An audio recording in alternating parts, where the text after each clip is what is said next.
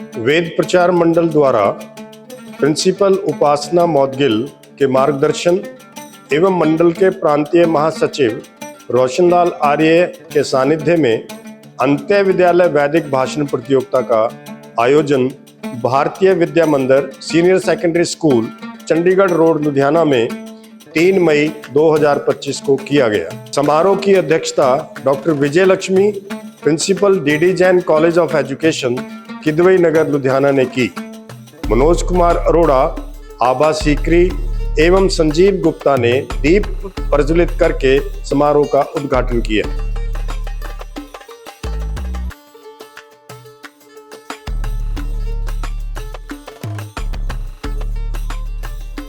युक्ति जैन, महेंद्र प्रताप आर्य तथा अजय सूद ने ड्रॉ निकालकर एवं बैज प्रदान करके प्रतियोगिता को आरंभ कराया।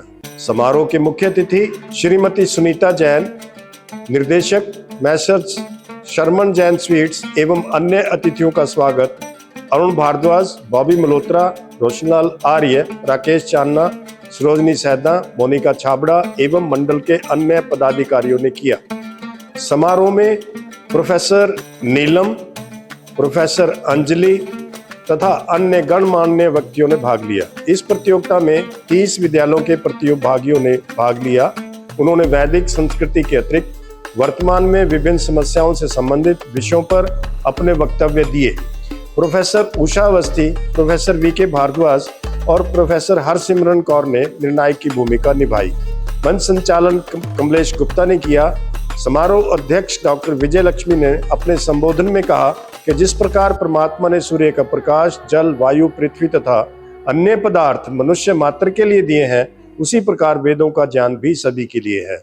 वर्तमान समय में युवा वर्ग तक वेद संदेश पहुंचाना सराहनीय कार्य है। मुख्य अतिथि श्रीमती सुनीता जैन ने कहा कि आज यहाँ जो विषय प्रस्तुत किए गए हैं वे मानव जीवन को सफल बनाने के लिए बहुत ही उपयोगी हैं। न केवल छात्रों के लिए बल्कि हम सबको इन भाषणों में निहित संदेश को अपने जीवन में अपनाना चाहिए। मुख्य अतिथि एवं अन्य अतिथियों को रोशनलाल आर्य तथा प्रिंसिपल डॉक्टर उपासना मौदगिल ने सत्यार्थ प्रकाश भेंट करके सम्मानित किया।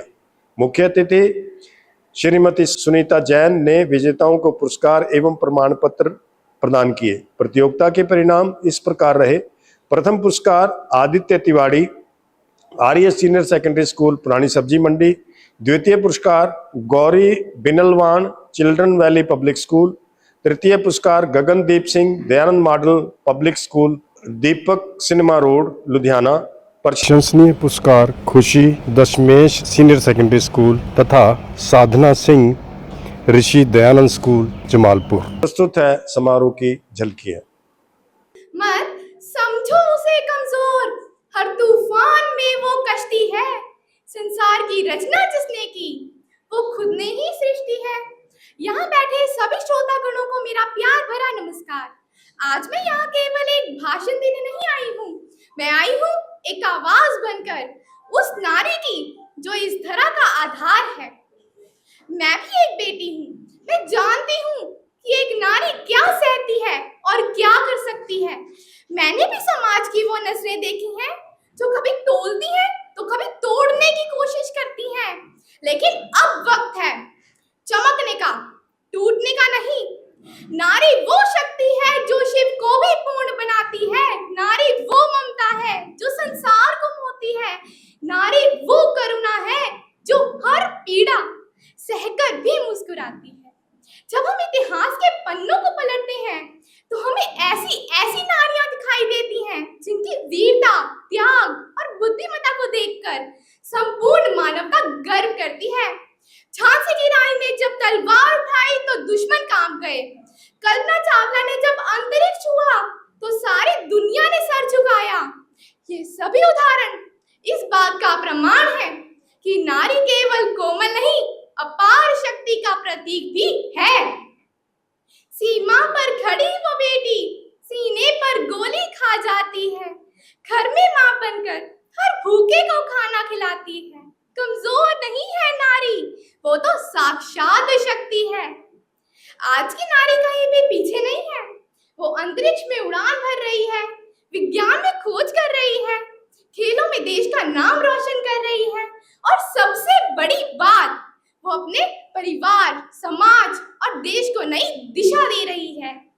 लेकिन दोस्तों, क्या सिर्फ नारी की प्रशंसा करना ही काफी है?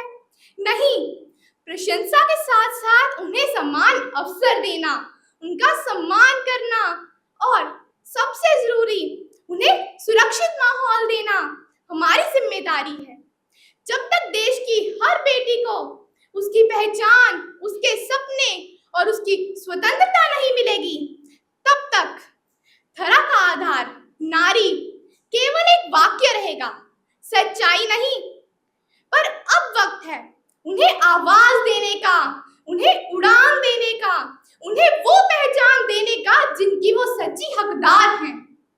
आइए हम सब मिलकर एक ऐसा समाज बनाएं जहां नारी को नमन किया जाए, नारी को पूजा जाए, नारी को आगे बढ़ने का हक मिले। अंत में मैं बस इतना ही कहना चाहूंगी, अगर नारी खुश है तो समाज खुश है, अगर नारी सशक्त है तो राष्ट्र सशक्त है, क्योंकि जब धरा की नारी मुस्कुराती है तभी तो जीवन मुस्कुराता है। ना अबला हूँ ना मैं बेचारी हूँ, ना अबला हूँ ना बेचारी हूँ, तो देख मुझे मैं नारी हूँ। धन्यवाद। Good morning, everyone. Present here, respected judges, teachers, and my dear friends. So, I am a student of class 9. Today, I am here to speak on well-known saying, tit for tat. The phrase tit for tat means repaying an action with a similar action. If someone treats you well, you treat them well. If someone hurts you, you respond in similar way. Well, it's a principle of reciprocity, something we all experience in our daily life without often realizing it. We also see the people who hurt, they get hurt also. So let me start with a story. Once upon a time, there was a sparrow who was living peacefully in a tree. One day, a monkey arrived and destroyed her nest. At that time, when the sparrow asked, "Why did you do that?" the monkey laughed and walked away. Next day, as the monkey was resting under the tree, the sparrow dropped a beehive on the monkey.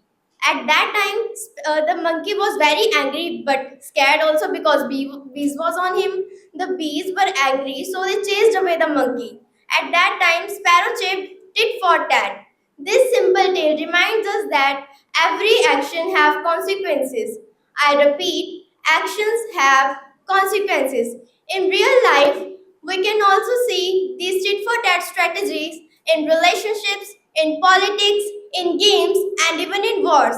For example, if a country is attacked, it might strike back with equal force.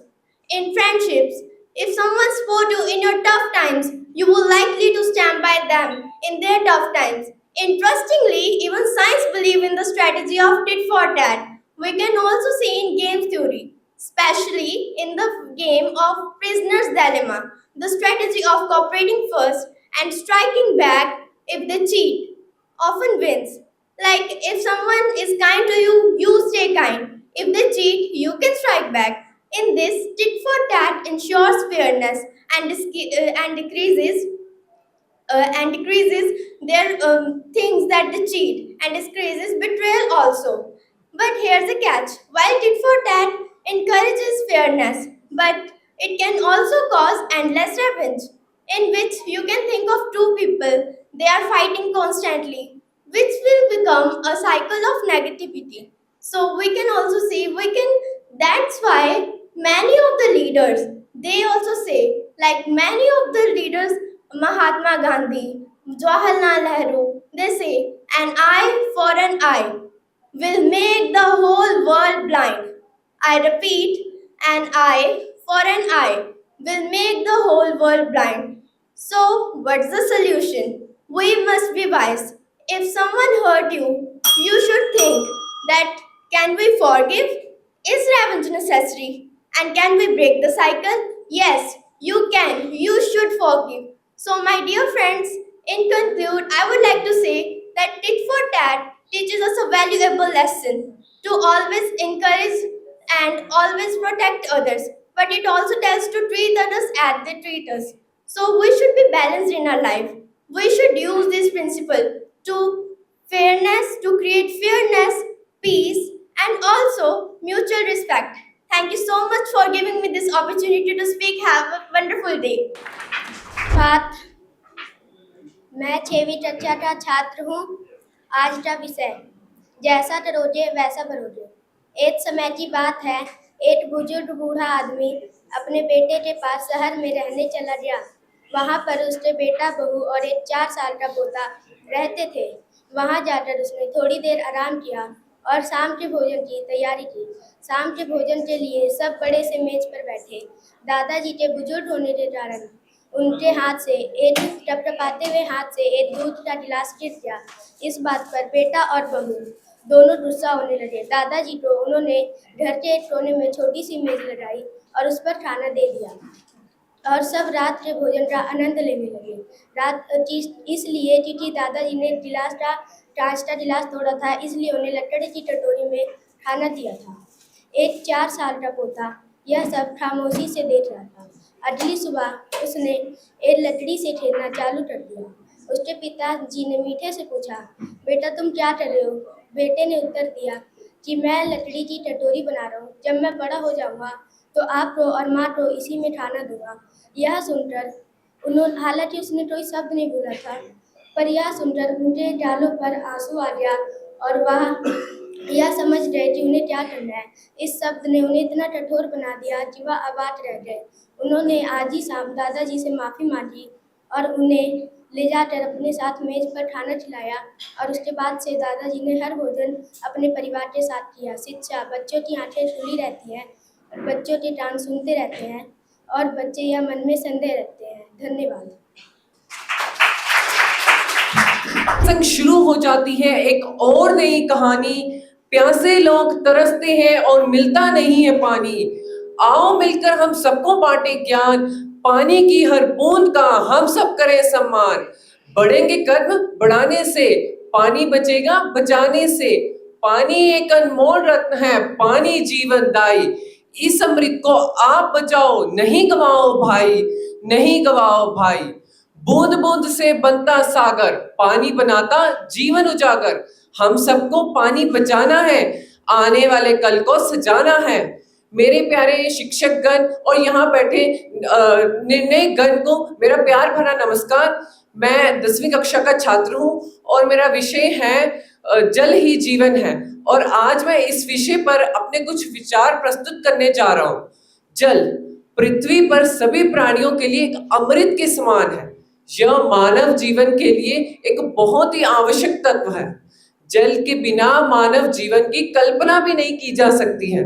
यह मानव जीवन के लिए एक बहुत ही ज्यादा आवश्यक तत्व है। इसके बिना मानव जिंदा ही नहीं रह सकता। दिन की शुरुआत से लेकर रात होने तक हमारे सभी काम जल के बिना अधूरे हैं। एक ओर जल का उपयोग दिन प्रतिदिन बढ़ता जा रहा है, वहीं दूसरी ओर जल की उपलब्धता में धीरे धीरे कमी देखने को मिल रही है। इसी कमी को पूरा करने के लिए हमें कुछ सकारात्मक और प्रभावी कदमों को उठाने की आवश्यकता है। आज हमारी गवर्नमेंट भी इसके लिए विशेष कार्य कर रही है, जैसे जन भागीदारी जन आंदोलन के द्वारा जल संरक्षण पर अभियान चल रहा है। आज गुजरात के सूरत में जन भागीदारी और जल संरक्षण का आंदोलन शुरू पहल करने से अत्यंत हर्ष की अनुभूति हो रही है। जल संरक्षण केवल नीतियों का नहीं बल्कि सामाजिक निष्ठा का विषय है। जागरूक जनमानस, जन भागीदारी और जन आंदोलन इस विषय की सबसे ताकतवर चीजें हैं, ऐसा हमारे प्रिय प्रधानमंत्री श्री नरेंद्र मोदी जी का कहना है। जल का दुरुपयोग जैसे बेवजह जल बहाना, जल दूषित करना और उपयोग करने के बाद नल खुला छोड़ देना, इन सभी चीजों को हमें रोकना होगा। हमें भविष्य में जल को बचाने की बहुत आवश्यकता है। जल का सीमित मात्रा में प्रयोग कर हम अपने जीवन को सफल बना सकते हैं। अतः जल ही जीवन है, हमें इस बात को ध्यान में रखना चाहिए और हमें दूसरों को भी समझाना चाहिए। अतः मैं बस इतना ही कहना चाहूंगा, पानी की हर बूंद को हमें है बचाना, धरती को हमें है स्वर्ग बनाना। धन्यवाद, आपका दिन शुभ रहे। Thank you so so much for giving me the opportunity to come here. My topic is water is life. Water. Water is a priceless gift by nature to us humans and all living beings. We cannot even imagine our life without water. Water is essential for the survival of all living beings to grow, stay healthy and alive. 70% of surface of earth is covered with water, but all this water is not fit for daily use. Only a small part of all of this water is usable. 70% of human body is also made up with water. That is, it is impossible to even imagine our life without water because a person can live without food for a long time but without water cannot survive a single day. Water is also helpful in for daily basis life also. We use water for bathing, washing clothes, utensils, cooking, etc. Farmers need water to grow crops. Without water, we do not have fruits, vegetables, or even the food every day. Animals live near forests, deserts, and oceans are also dependent upon to water to survive. But even though water is so important, many people around the world do not have clean water to drink. Some have to go miles just to get a bucket of water. This is not fair. Everyone deserves a clean and safe water.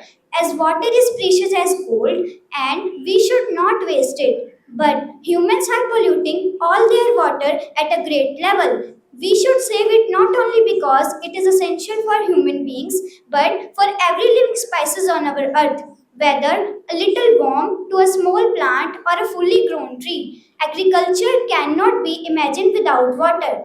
If we look at anything related to the existence and nutrition in life, the contribution of water is definitely required. In other words, it is essential for the entire ecosystem.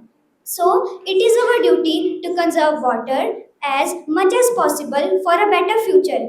We need to be careful to not to waste water. Sometimes we leave tap running or use too much water without thinking. Additionally, we can collect rainwater and utilizes it to irrigate our garden and plants. We should plant more and more trees so it can help in increasing in rainfall. Pollution is also making our rivers and lakes dirty. Factories garbage and chemicals are also polluting our water. So drip drop, this clock must be stopped. In conclusion, let's remember water is not just important, it is life. And we should save it and share it. And I would like to request you to all to take a pledge to save water and help it to keep it clean. And remember, we need the blue to keep the green. Thank you. हमारे परम आदरणीय अध्यक्ष महोदय, हम सबके चहेते और लोकप्रिय हम सबके चहेते और लोकप्रिय मुख्य अतिथि जी इस कार्य को विशिष्टता प्रदान कर रहे महत्वपूर्ण अंग सभी दर्शकों को मैं नमन करती हूँ। मेरा आज का विषय है इंटरनेट और मोबाइल। इंटरनेट मनुष्य को मिला हुआ एक उपहार है जिसके माध्यम से मनुष्य का जीवन आसान हो गया है। इंटरनेट एक शक्तिशाली माध्यम है जिससे मनुष्य के जीवन में क्रांतिकारी बदलाव आया है। इंटरनेट का इस्तेमाल हमेशा हमें अच्छे कार्यों के लिए करना चाहिए। इंटरनेट एक वैश्विक नेटवर्क है जो पूरी दुनिया के कंप्यूटर को एक साथ जोड़ता है। इंटरनेट की वजह से इंटरनेट हर क्षेत्र में उपयोगी है, जैसे शिक्षा क्या था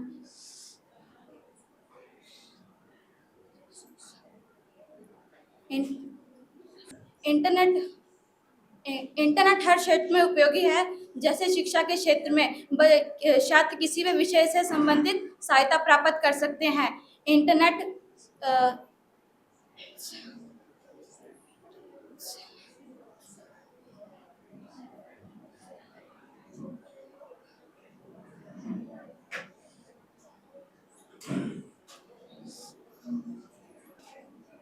जो विषय है तो आप अपने मन से जान के वो बोलो, जो आप याद करके आए उसे पूछो। प्राकृतिक का यह नियम है कि इंटरनेट प्राकृतिक का यह नियम है कि जो वस्तु हमारे लिए लाभकारी होती है उसकी कई हानियां भी होती हैं। इंटरनेट समय की बर्बादी है। कंप्यूटर पर अधिकतर देर बैठने से मनुष्य की इंटरनेट पर अधिक देर बैठने से मनुष्य के जो लोग इंटरनेट पर अधिक देर कंप्यूटर पर अधिक देर बैठते हैं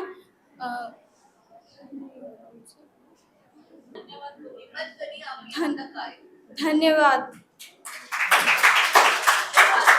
ना ज्ञान अधूरा है और तुम फिर भी स्वयं को श्रेष्ठ बताते हो। ना नर में कोई राम बचा, नारी में ना कोई सीता है। ना नर में कोई राम बचा, नारी में ना कोई सीता है। ना धरा बचाने के खातिर विष कोई शंकर पीता है। ना श्री कृष्ण सा धर्म का ज्ञान बचा है, ना नानक जी सा परम त्याग।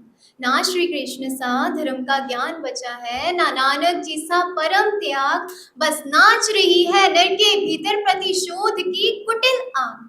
सदाचार को पीछे छोड़ ज्ञान को सबने बांध लिया है और बस स्वयं को फिर से सबने श्रेष्ठ मान लिया है।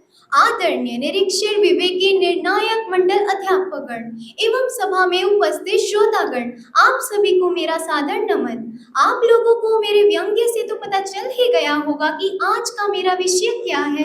जी हाँ, बिल्कुल सही। मेरा आज का विषय है सदाचार बिना ज्ञान अधूरा। ज्ञान और सदाचार की राहें हमेशा एक दूसरे के साथ चलती हैं। ज्ञान शक्ति देता है जबकि सदाचार दिशा दिखाता है। जब दोनों साथ होते हैं तो जीवन सफल बनता है और ज्ञान के बिना और सदाचार के बिना ज्ञान अधूरा है और ज्ञान के बिना सदाचार व्यर्थ है। दोनों का मेल ही जीवन को सार्थक बनाता है और एक नए भविष्य की ओर ले जाता है। ज्ञान मनुष्य को सत्य और असत्य, उचित और अनुचित का बोध कराता है। यदि हमारी भारतीय संस्कृति इस बात के कई उदाहरण पेश करती है, जैसे रावण, एक ब्राह्मण महाज्ञानी की कहानी भी हमें सिखाती है कि ज्ञान के साथ सदाचार का होना कितना आवश्यक है।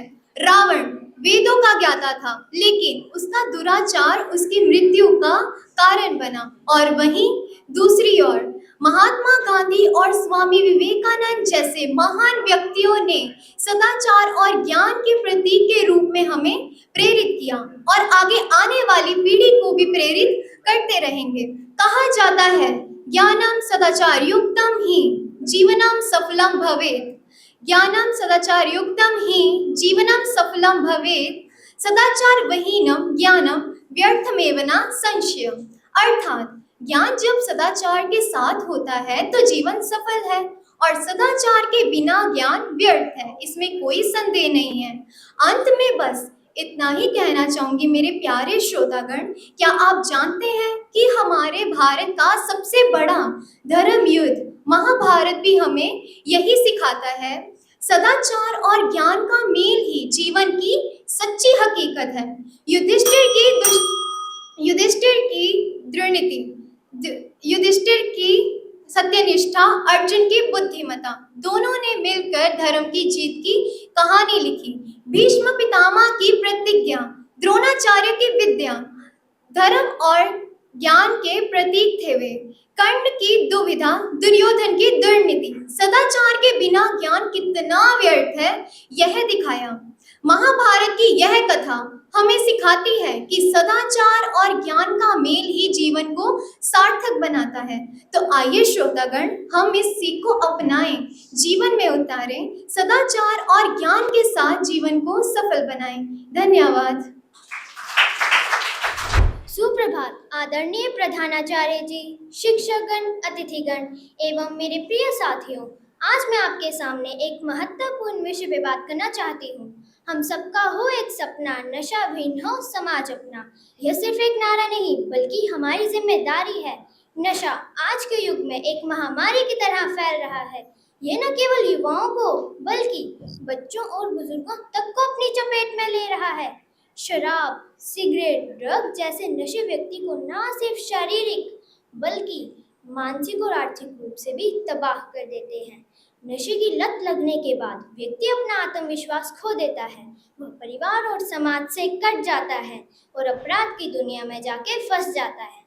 नशा शान से जो करे उसका होता नाश, ऐसे लोगों को कहते हैं अय्याश।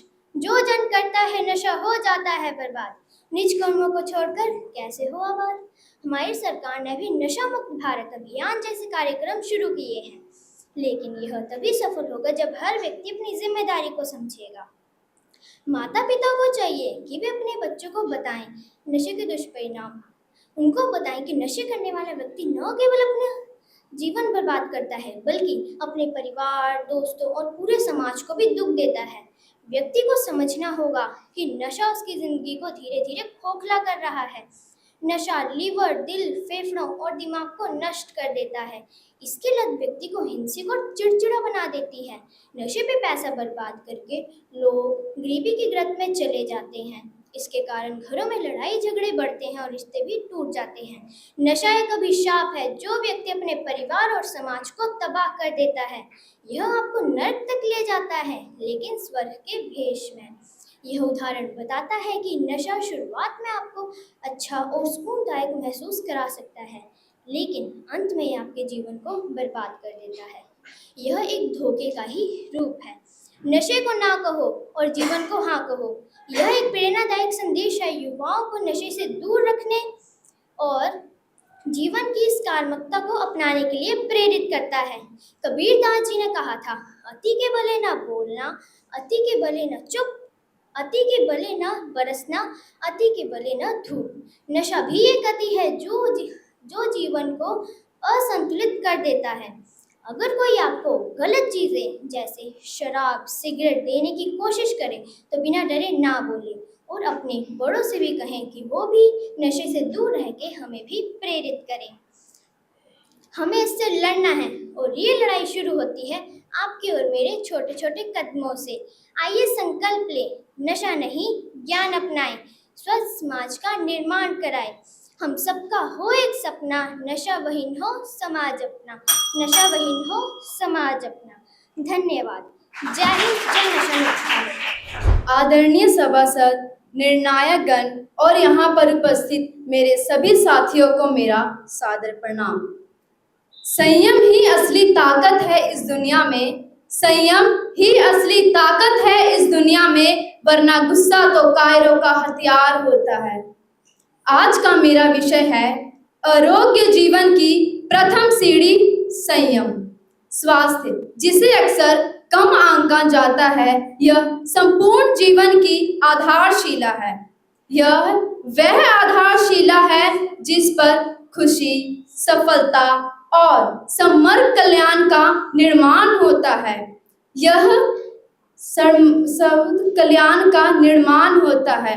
कहावत है कि स्वास्थ्य ही धन है, कहावत है कि स्वास्थ्य ही धन है।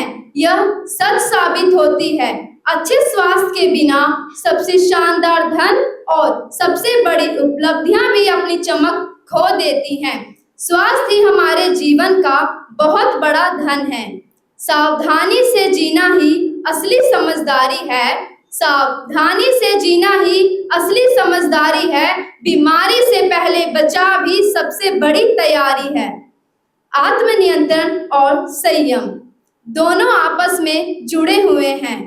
यह सचेत विकल्प बनाने का अनुशासन है जो शरीर और मन को पोषित करता है। इसमें संतुलित आहार अपनाना नियमित गतिविधियों में शामिल है।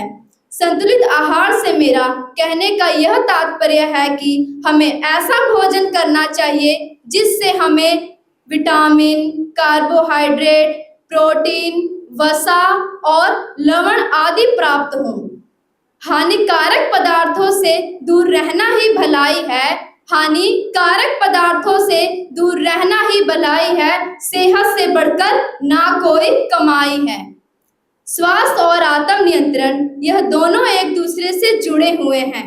यह दोनों एक दूसरे को मजबूत करते हैं। अच्छे स्वास्थ्य के बिना इस दुनिया में कोई चीज मुमकिन नहीं है। इसलिए हम सभी को अपने स्वास्थ्य का ध्यान रखना चाहिए। हमें हर हानिकारक पदार्थों से दूर रहना चाहिए। दुनिया से हमें कभी भी नहीं डरना चाहिए। हमें हर हानिकारक पदार्थों से बचना चाहिए। सावधानी से जीना ही असली समझदारी है। बीमारी से पहले बचाव ही सबसे बड़ी तैयारी है। आप सभी का धन्यवाद। आज का हमारा विषय है जैसा करोगे वैसा भरोगे। कर्म के अनुसार फल की प्राप्ति होती है। कर्म करना बीज बोने जैसा है। कहावत भी है, बोया पेड़ बबुल का आम कहाँ से खाएं, बोया पेड़ बबुल का आम कहाँ से खाएं। कर्म करना बीज बोने जैसा है। जैसा बीज होता है वैसा ही उसका पेड़ और उसके फल होते हैं। अच्छे कर्म का अच्छा परिणाम, बुरे कर्म का बुरा परिणाम। मनुष्य का अपने कर्म पर अधिकार है। वे अपने कर्म के अनुसार फल प्राप्त करता है। अच्छे कर्म करने पर उसे फल भी अच्छा मिलता है, बुरे कर्म का परिणाम बुरा होता है। इसलिए बड़े से बड़े अपराधी अंत बुरी मौत मरते हैं। जो व्यक्ति बेईमानी से धन कमाते हैं उनके बच्चे बेईमान और दुष्ट बनते हैं। उन्हें उनकी बुराई का परिणाम मिल ही जाता है। हमें सदा अच्छे कर्म करने चाहिए। यदि हमारे कर्म ही अच्छे न होंगे तो उनका फल कैसे अच्छा होगा। हमें सदा अच्छे कर्म करने चाहिए।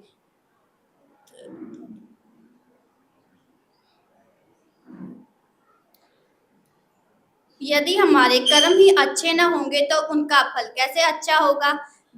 हम बीज बोकर अर्थात कर्म करके भूल जाते हैं, किंतु बीज उगना नहीं भूलता। जैसे राजा दशरथ ने श्रवण को तीर मारकर मार दिया। उसके माता पिता ने अपने पुत्र की मौत के वियोग में रो रो कर अपने प्राण त्याग दिए।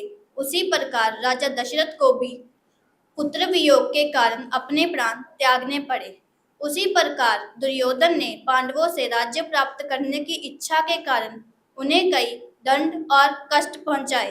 अंत दुर्योधन की हार हुई और उसका नाश हो गया।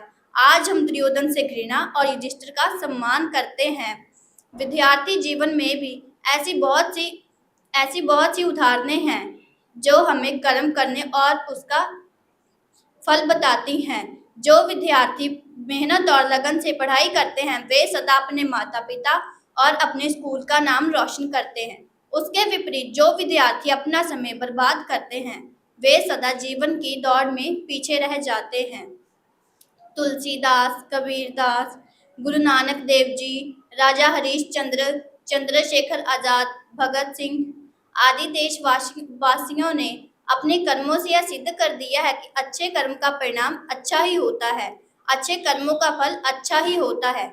इतिहास में ऐसी बहुत सी उदाहरणें हैं जो हमें कर्म करने और उनका फल बताती हैं।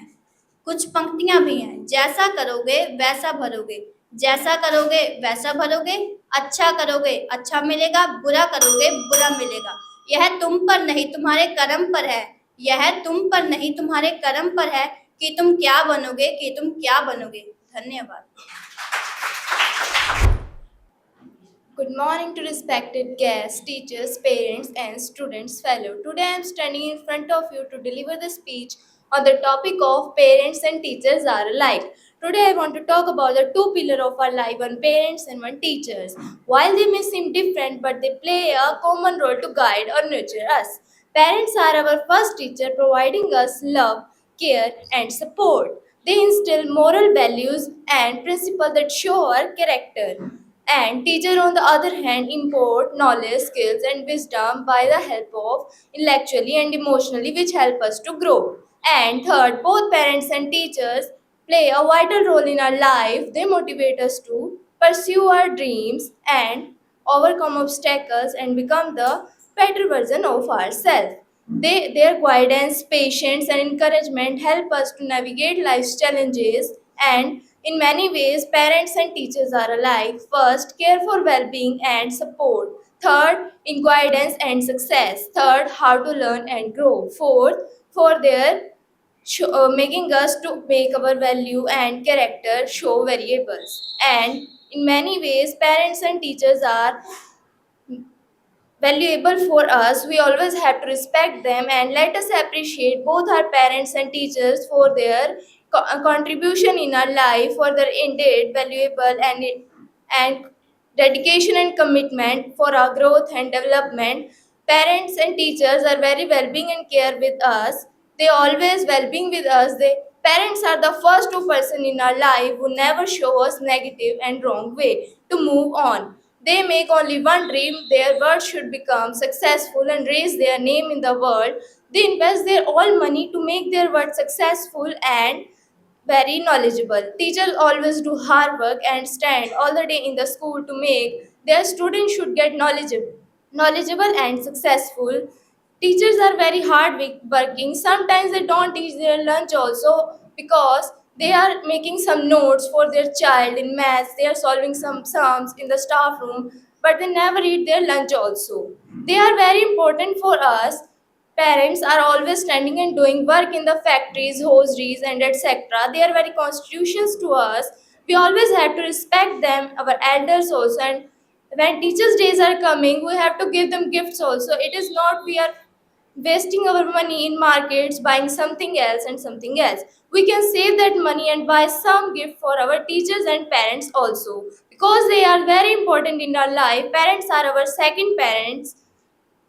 Teachers are our second parents in our life because they treat us like their parents. Sometimes something happen, they take to us our their home also. They care our and they always help to make us feel better. Thank you. Have a nice day. जीवन की उलझनों में कहीं हो ना जाए जीवन समाप्ति। जीवन की उलझनों में कहीं हो ना जाए जीवन समाप्ति। आज का प्यारा विषय है मानव जीवन का लक्ष्य ईश्वर प्राप्ति। सर्वप्रथम यहाँ उपस्थित निर्णायकगण, अतिथिगण एवं मेरे प्रिय मित्रों को मेरा सादर नमस्कार। आज मैं ऐसे विषय पर अपने प्रचार प्रकट करने जा रही हूँ जो कि आज के जीवन में लुप्त होते जा रहे हैं। मानव को आज हर एक चीज पाने की चाह है, फिर चाहे वो धन हो, सम्मान हो, इज्जत हो या कोई अन्य चीज।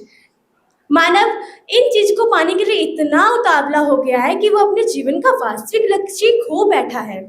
हमारे जीवन का क्या लक्ष्य है? हमें क्या लगता है यहाँ पर आना, यहाँ की सांसारिक सुखों को भोगना, गृहस्थी बसाना, बच्चों को पैदा करना, क्या यही हमारे जीवन का लक्ष्य है? जी नहीं, यह कार्य तो हमसे अलग 84 लाख योनियों के अन्य जीव जंतु भी कर लेते हैं। जी हाँ, मानव जीवन उन 84 लाख योनियों में से सर्वश्रेष्ठ योनि, जिसमें बुद्धिमत्ता का शरणेश है, जिसमें सहज रूप से समझने की भावना है और अपनी बातों को सहज रूप से समझ सकते हैं, बोल सकते हैं, दूसरे के सामने रख सकते हैं। मानव जीवन हमें ईश्वर प्राप्ति के लिए मिला है। मानव को ईश्वर को प्राप्त करना है तो उनको तप वगैरह करने का इतना कोई जरूरत नहीं है। भगवान को सरल मार्ग से भी पाया जाता है, सरल मार्ग से भी उन्हें पाया जा सकता है। उसके लिए मैं आपको एक कहानी सुनाना चाहूँगी, उसी से संबंधित है। रस खान जी, जिनको तो आप सब जानते ही होंगे, नहीं जानते हैं तो मैं बताती हूँ। रस खान मुस्लिम थे। एक समय की बात है, वो एक ठेले पर जूस पीने के लिए गए थे। उन्होंने ठेले के जो पोस्टर होता है वहाँ पर श्री कृष्ण जी का चित्र देखा। नन्हा सा बालक है, सांवली सूरत है, मोर मुकुटधारी है। उन्होंने पूछा, ये बालक कौन है? बहुत प्यारा बालक है, परंतु वो खुरदरी जमीन पे खड़ा है और नंगे पैर है। तो उन्होंने पूछा कि इनकी मैया कितनी कठोर है, इन्होंने इन्हें चरण पादुकाएं क्यों नहीं पहनाई है? तो जो ठेले वाला था उसे तो पता था ये हमारे इष्ट हैं, परंतु उन्होंने बोला, भैया आपको इतनी दयालुपन आ रहा है तो आप स्वयं जाके उस बालक को पहना दो। तो उन्होंने कहा, ठीक है, मैं स्वयं जाके पहनाऊंगा। उन्होंने चरण पादुकाएं बनवाई और वो यहाँ से भारत आए, भारत में वृंदावन आए। वृंदावन में बांके बिहारी के मंदिर में प्रवेश करने लगे तो उन्हें पंडितों ने रोक दिया। क्यों? क्योंकि वो मुसलमान थे, उनका जाना अनिवार्य माना गया। तो वो कहते, उन्होंने भी भाव बनाया था कि हाँ कोई बात नहीं, मैं अंदर नहीं जा सकता तो क्या हुआ, मेरा सावरा तो बाहर आ सकता है ना। वो सुबह सुबह से शाम, शाम से रात बिना भोजन किए वहीं बैठे रहे। सुबह हुई अगली, परंतु उनसे मिलने कोई नहीं आया। परंतु थोड़ी ही देर बाद उनको एक बालक के रोने की आवाज आई। उन्होंने इधर उधर देखा, उनको कोई ना नजर आया। जब नजरें झुकाकर नीचे देखा तो एक नन्हा सा बालक, वही मोर मुकुटधारी सांवली से सूरत नंगे पैर बालक उनके चरणों में बैठा हुआ था। उन्होंने उसको देखा, गोद में उठाया, उनके चरणों की ओर देखा तो कहा, पुत्र, मुझे जिस चीज का डर था वही हुआ। तुम्हारे पैरों में इतने कांटे कैसे लगे हैं? तो कृष्ण ने उनको उत्तर देते हुए कहा कि मैं तुम्हें, जिस छवि में तुम मुझसे मिलने के लिए इतनी दूर आए हो, उसी छवि को मैं तुमसे मिलने के लिए गोकुल से नंगे पैर तुमसे मिलने के लिए आया हूँ। फिर उन्होंने रसखान ने उसको गोदी में उठाया, खूब लाड प्यार किया, खूब पुचकारा। फिर उसके बाद इस कहानी का उद्देश्य इतना है कि भगवान मिलते हैं। हमें तप वगैरह करना चाहिए, पर सहज रूप से भी उन्हें पा सकते हैं। भक्ति के मार्ग पर चलते हुए भी उन्हें पाया जा सकता है। हमारे जीवन का मुख्य उद्देश्य ही ईश्वर प्राप्ति है। ईश्वर को प्राप्त करने के लिए ही हम यहाँ आए, वो तो हम यहाँ आकर सांसारिक भोग में बंध जाते हैं। अब अंत में अपनी वाणी को विश्राम देते हुए मैं इतना ही कहूँगी कि अब आपकी इच्छा है, चाहे भक्ति के मार्ग पे ईश्वर को प्राप्त कर लो या फंसे रहो 84 आँखों में। धन्यवाद। नमस्कार, आज मैं भाग्य और पुरुषार्थ के विषय पर अपने कुछ विचार आप सबके समक्ष प्रकट करना चाहती हूँ। तो मेरे विचार कुछ इस प्रकार हैं कि फर्क होता है खुदा और फकीर में, फर्क होता है खुदा और फकीर में, फर्क होता है किस्मत और तकदीर में। अगर कुछ चाहने से भी ना मिले, अगर कुछ चाहने से भी ना मिले तो समझ लेना कुछ और अच्छा लिखा है तकदीर में, कुछ और अच्छा लिखा है तकदीर में। और दूसरी तरफ दुनिया के हर शौक पाले नहीं जाते, दुनिया के हर शौक पाले नहीं जाते, कांच के खिलौने उछाले नहीं जाते। मेहनत करने से हर मुश्किल हो जाती आसान, मेहनत करने से हर मुश्किल हो जाती आसान, क्योंकि हर काम तकदीर पर डाले नहीं जाते, क्योंकि हर काम तकदीर पर डाले नहीं जाते। कहने का अर्थ है कि भाग्य और पुरुषार्थ दोनों ही एक सिक्के के दो पहलू हैं। भाग्य का अर्थ है भाग्य या किस्मत, जबकि पुरुषार्थ का अर्थ है प्रयास, मेहनत, कर्म। श्रीमद् भगवद गीता में श्री कृष्ण के अनुसार भाग्य और पुरुषार्थ दोनों ही जीवन की सफलता के लिए महत्वपूर्ण हैं, लेकिन पुरुषार्थ को प्राथमिकता दी जानी चाहिए। भाग्य तो केवल पूर्व कर्मों का परिणाम है, जबकि पुरुषार्थ प्रयास, मेहनत, कर्मों का परिणाम है। इसलिए श्री कृष्ण ने कहा है कि इस संसार में हर मनुष्य को अपने भाग्य के लिए स्वयं लड़ना होगा और अपने पुरुषार्थ के द्वारा अपने प्रारब्ध को बदलना होगा, और अपने पुरुषार्थ के द्वारा प्रारब्ध को बदलना होगा। भाग्य को अक्सर पूर्व कर्मों का फल माना जाता है, भाग्य को अक्सर पूर्व कर्मों का फल माना जाता है, जबकि पुरुषार्थ से तात्पर्य है किसी लक्ष्य को प्राप्त करने के लिए की गई मेहनत या प्रयास। इसलिए भाग्य और पुरुषार्थ दोनों में संतुलन बनाए रखना महत्वपूर्ण है। किसी अवसर को प्राप्त करने के लिए पुरुषार्थ बढ़ाना और संघर्ष करना अपने भाग्य को सिद्ध कर सकता है। इसलिए हर मनुष्य को इस संसार में अपने भाग्य के लिए स्वयं लड़ना होगा और अपने पुरुषार्थ के द्वारा प्रारब्ध को बदलना होगा, और पुरुषार्थ पूर्वक जीवन जीने का प्रयास करना होगा। भाग्य पर निर्भर नहीं रहना चाहिए। ईश्वर ने मनुष्य को सब कुछ प्रदान किया है, किंतु उसे उसके आवरण में छिपा दिया है। ये सब उसे कैसे प्राप्त हुआ? ये सब उसे कैसे प्राप्त हुआ? पुरुषार्थ के बल पर। अन्यथा सीप में मोती छिपे रह जाते, धरती के भीतर रतन दबे रह जाते। सीप में मोती छिपे रह जाते, धरती के भीतर रतन दबे रह जाते। ना फसल उगती ना धरती सोना उगलती, ना फसल उगती ना धरती सोना उगलती। भाग्यवादी तो केवल बैठा बैठा मुंह ताका करता है। अरे आलसी और निष्क्रिय होकर देव देव पुकारता रहता है, जबकि पुरुषार्थी व्यक्ति अपने पुरुषार्थ के द्वारा बड़े बड़े संकटों पर विजय प्राप्त कर लेते हैं। अगर भाग्य कुछ होता भी है, चलो मान लीजिए कि जो हमारे लिए तय कर दिया गया वह हमारा भाग्य है, लेकिन उसके लिए भी तो हमें कार्य करना ही पड़ता है। शक्तिशाली एवं सामर्थ्य को अपना शिकार पाने के लिए कर्म करना ही पड़ता है। शिकार स्वयं उसके मुख में प्रवेश नहीं करता और पुरुषार्थी व्यक्ति अपने पुरुषार्थ द्वारा अपने भाग्य को बदल देने तक की क्षमता रखते हैं। विश्व की समस्त उन्नति एवं प्रगति का आधार मनुष्य का भाग्य ही है। मनुष्य का पुरुषार्थ ही है, भाग्य नहीं। वास्तविक तौर पर देखा जाए तो भाग्य भी उन्हीं व्यक्ति का साथ देता है जो मनुष्य स्वयं पर विश्वास रखते हैं। वो व्यक्ति जो अपने पुरुषार्थ द्वारा अपनी कामनाओं की आस्था की पूर्ति रखते हैं, और वही व्यक्ति अपने जीवन की सफलता के मार्ग पर होते हैं। अंत में मैं बस यही कहना चाहूंगी कि भाग्य न कर्मों का बस पुरुषार्थ होना चाहिए। भाग्य न कर्मों का बस पुरुषार्थ होना चाहिए। धैर्य साहस लक्ष्य का शब्दार्थ होना चाहिए। धैर्य साहस लक्ष्य का शब्दार्थ होना चाहिए। कर्म भूमि वीरों के पर्याय हेतु कर्म सेवा जब भी हो निस्वार्थ होना चाहिए। जब भी हो निस्वार्थ होना चाहिए। कि लिखता है अपना भाग्य स्वयं, मानव खुद भाग्य विधाता है।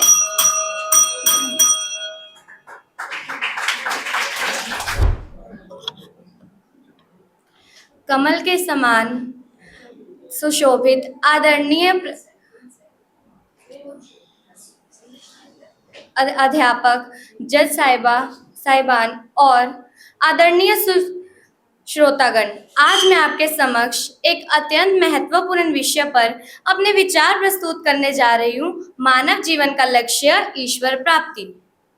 साथियों, यह संसार क्षणभंगुर है। यहाँ सब नाशवान है, धन, यश, शरीर और यहाँ तक कि अपने रिश्ते भी। लेकिन एक चीज है जिसका नाश नहीं होता, वह है आत्मा। और आत्मा का परम लक्ष्य है परमात्मा की प्राप्ति। हमारा ये मानव जीवन केवल खाने, पीने, सोने और भोग विलास के लिए नहीं है। अगर यही मानव जीवन का लक्ष्य होता तो वह पशुओं से अलग कैसे होता? इंसान को विशेष क्यों कहा जाता? क्योंकि इंसान ही केवल ऐसा प्राणी है जिसे विवेक, बुद्धि और आत्मचिंतन की शक्ति प्राप्त है। शास्त्रों में कहा गया है, यह मानव जन्म अत्यंत दुर्लभ है और इससे भी दुर्लभ है सही दिशा में सोचने की शक्ति। ईश्वर प्राप्ति का अर्थ केवल मंदिर जाना या पूजा करना नहीं है, बल्कि ईश्वर को अपने जीवन का केंद्र बनाना है। जब हमारे विचार, कार्य और उद्देश्य ईश्वर की ओर हो जाते हैं, तब हम वास्तव में आध्यात्मिक यात्रा पर होते हैं। कार्य, ध्यान, सेवा, भक्ति और सत्संग यह ईश्वर प्राप्ति के प्रमुख साधन है। जब हम निष्काम भाव से सेवा करते हैं, प्रेम पूर्वक भक्ति करते हैं, नियमित ध्यान करते हैं, तब हमारे भीतर ईश्वर के प्रति प्रेम जागृत होता है। आज हम जिस तेज रफ्तार की दुनिया में जी रहे हैं, हमें उसमें एक क्षण ठहरकर आत्मनिरीक्षण करने की जरूरत है।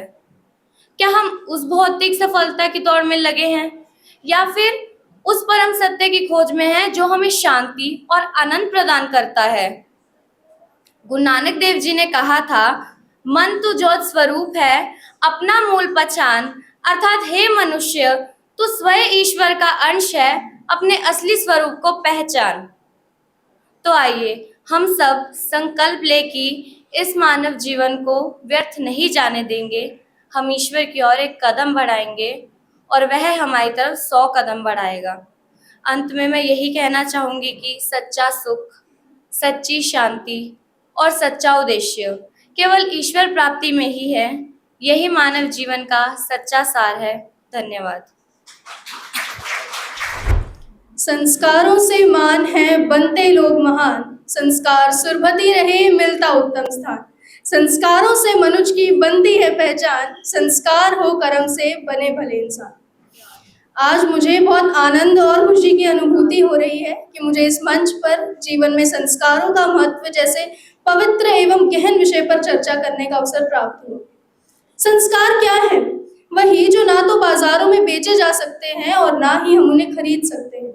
इसका निजी अर्थ सिर्फ इतना है कि किसी व्यक्ति के चरित्र को परिष्कृत करना और उसे श्रेष्ठ बनाना। संस्कार ही वह दीपक है जो हमें अज्ञान रूपी अंधेरों से बाहर निकाल ज्ञान, प्रेम एवं मानवता रूपी प्रकाश की ओर लेकर जाता है। श्रोतागण, आज हम 21वीं सदी में प्रवेश कर चुके हैं, तो यह प्रश्न और भी प्रासंगिक हो उठता है कि क्या केवल विज्ञान, विकास या तकनीक ही पर्याप्त है? नहीं। यदि विकास हो परंतु उसमें मूल्य एवं मर्यादा की भावना हो तो आप स्वयं सोचिए, क्या वह विकास विकास रह जाएगा? वह विकास तो विनाश का रूप धारण कर लेगा। जीवन में संस्कारों का महत्व ठीक उसी प्रकार है जिस प्रकार एक वृक्ष के लिए उसकी जड़ें। जी हाँ, वही जड़ें जो कभी दिखती भी नहीं, परंतु उस वृक्ष का सारा जीवन उन्हीं जड़ों पर निर्भर करता है। यदि जड़ें कमजोर पड़ जाएं तो वृक्ष कभी भी गिर सकता है। संस्कार भी तो हमारे जीवन की जड़ें होती हैं। यदि कमजोर पड़ जाए तो मनुष्य का चरित्र कब ढह जाए उसे पता भी न चलेगा। हमें संस्कार बचपन से नहीं मिलते, यह शिक्षा, समाज और परिवार से अर्जित होते हैं। रामायण इसका सर्वश्रेष्ठ उदाहरण है। श्री राम ने राजगद्दी ठुकराई, क्यों उन्होंने 14 सालों का वनवास स्वीकार किया? इसीलिए क्योंकि उनके संस्कार उन्हें सिखाते हैं कि पिता का वचन, माँ का आदर एवं धर्म का पालन सर्वोपरि होता है। महाभारत में युधिष्ठिर धर्मराज कहलाए क्योंकि उनके जीवन में कई संघर्ष थे, परंतु उन्होंने फिर भी धर्म एवं सत्य का साथ नहीं छोड़ा।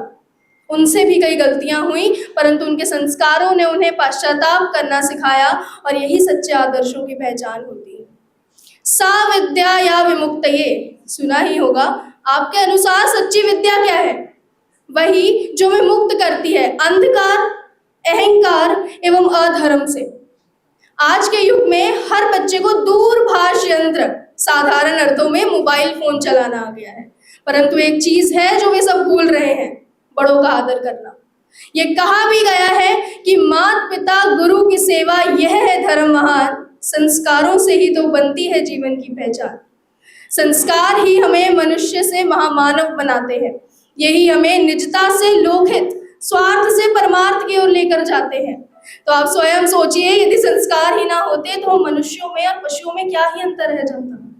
इसीलिए संस्कार केवल किताबी ज्ञान नहीं है, जीवन जीने का एक ढंग है जो हमें सिर्फ प्रगति ही नहीं, चरित्र निर्माण भी सिखाता है और कहता है कि निर्माणों के पावन युग में हम चरित्र निर्माण न भूलें, स्वार्थ साधना की आंधी में वसुधा का कल्याण न भूलें। माना अगम अगाध सिंधु है, संघर्षों का पार नहीं, किंतु डूबना मझधारों में साहस को स्वीकार नहीं। संस्कार हमारे जीवन में प्रकाश करते हैं और जहाँ प्रकाश हो वहाँ तो अंधकार कभी टिक ही नहीं सकता। इसीलिए अंत में मैं अपने वाच्य को यही कहकर विराम देना चाहती हूँ कि विद्या से विवेक है, विवेक से नीति आए, नीति से ही संस्कार हो, जीवन पथ सुझाए। धन्यवाद।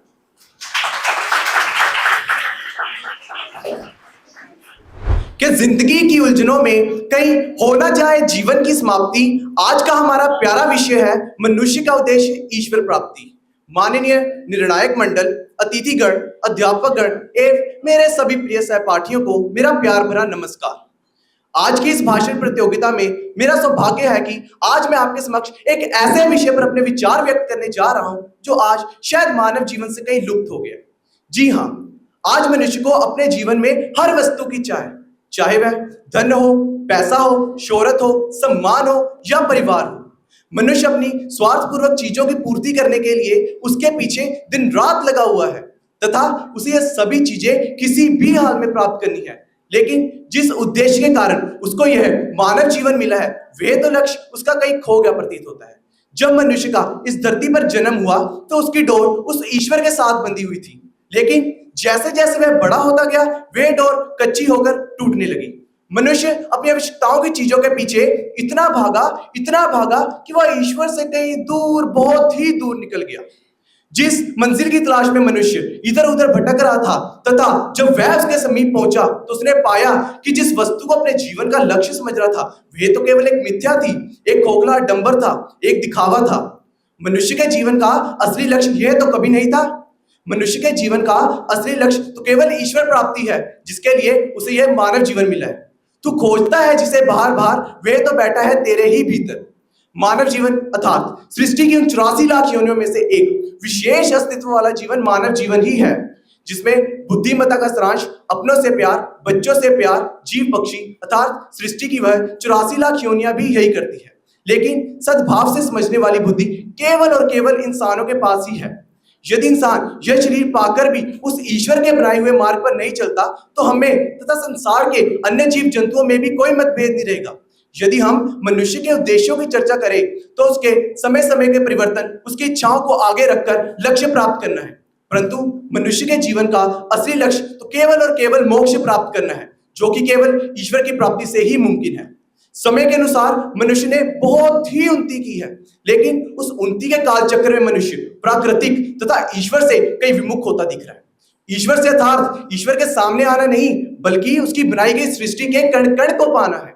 ईश्वर तो केवल हमारे द्वारा किए गए कर्मों अर्थात दूसरों की भावनाओं की कदर करने से ही प्राप्त होता है कि ना मंदिर में, ना मस्जिद में, ना गिरजाघर की चुप्पी में, वह तो बैठा है तेरे भीतर हर सांस, हर दिल की धड़कन में।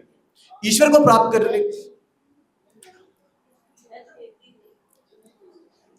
प्राप्त करने का सबसे सरल मार्ग केवल भक्ति है। यदि हम निस्वार्थ तथा प्रेमी भाव से उस ईश्वर की भक्ति करें तो निश्चित ही रूप से हमें उस ईश्वर की प्राप्ति होगी। तुलसीदास जी ने भी कहा है कि बड़े भाग्य से मिला हमें मानव तन, इस तन को पाकर हमें सदैव अच्छे कर्म ही करने चाहिए तथा वेदों में भी लिखा गया है 100 वर्ष अर्थात कर्म करते हुए जीवन जीने की कामना करें।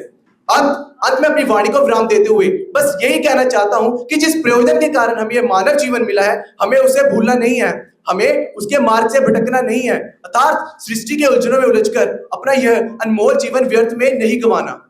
अतः सृष्टि का जो शाश्वत सत्य तथा असली लक्ष्य है वह तो केवल ईश्वर प्राप्ति है और हम सभी को उसकी ओर आग्रह होना है।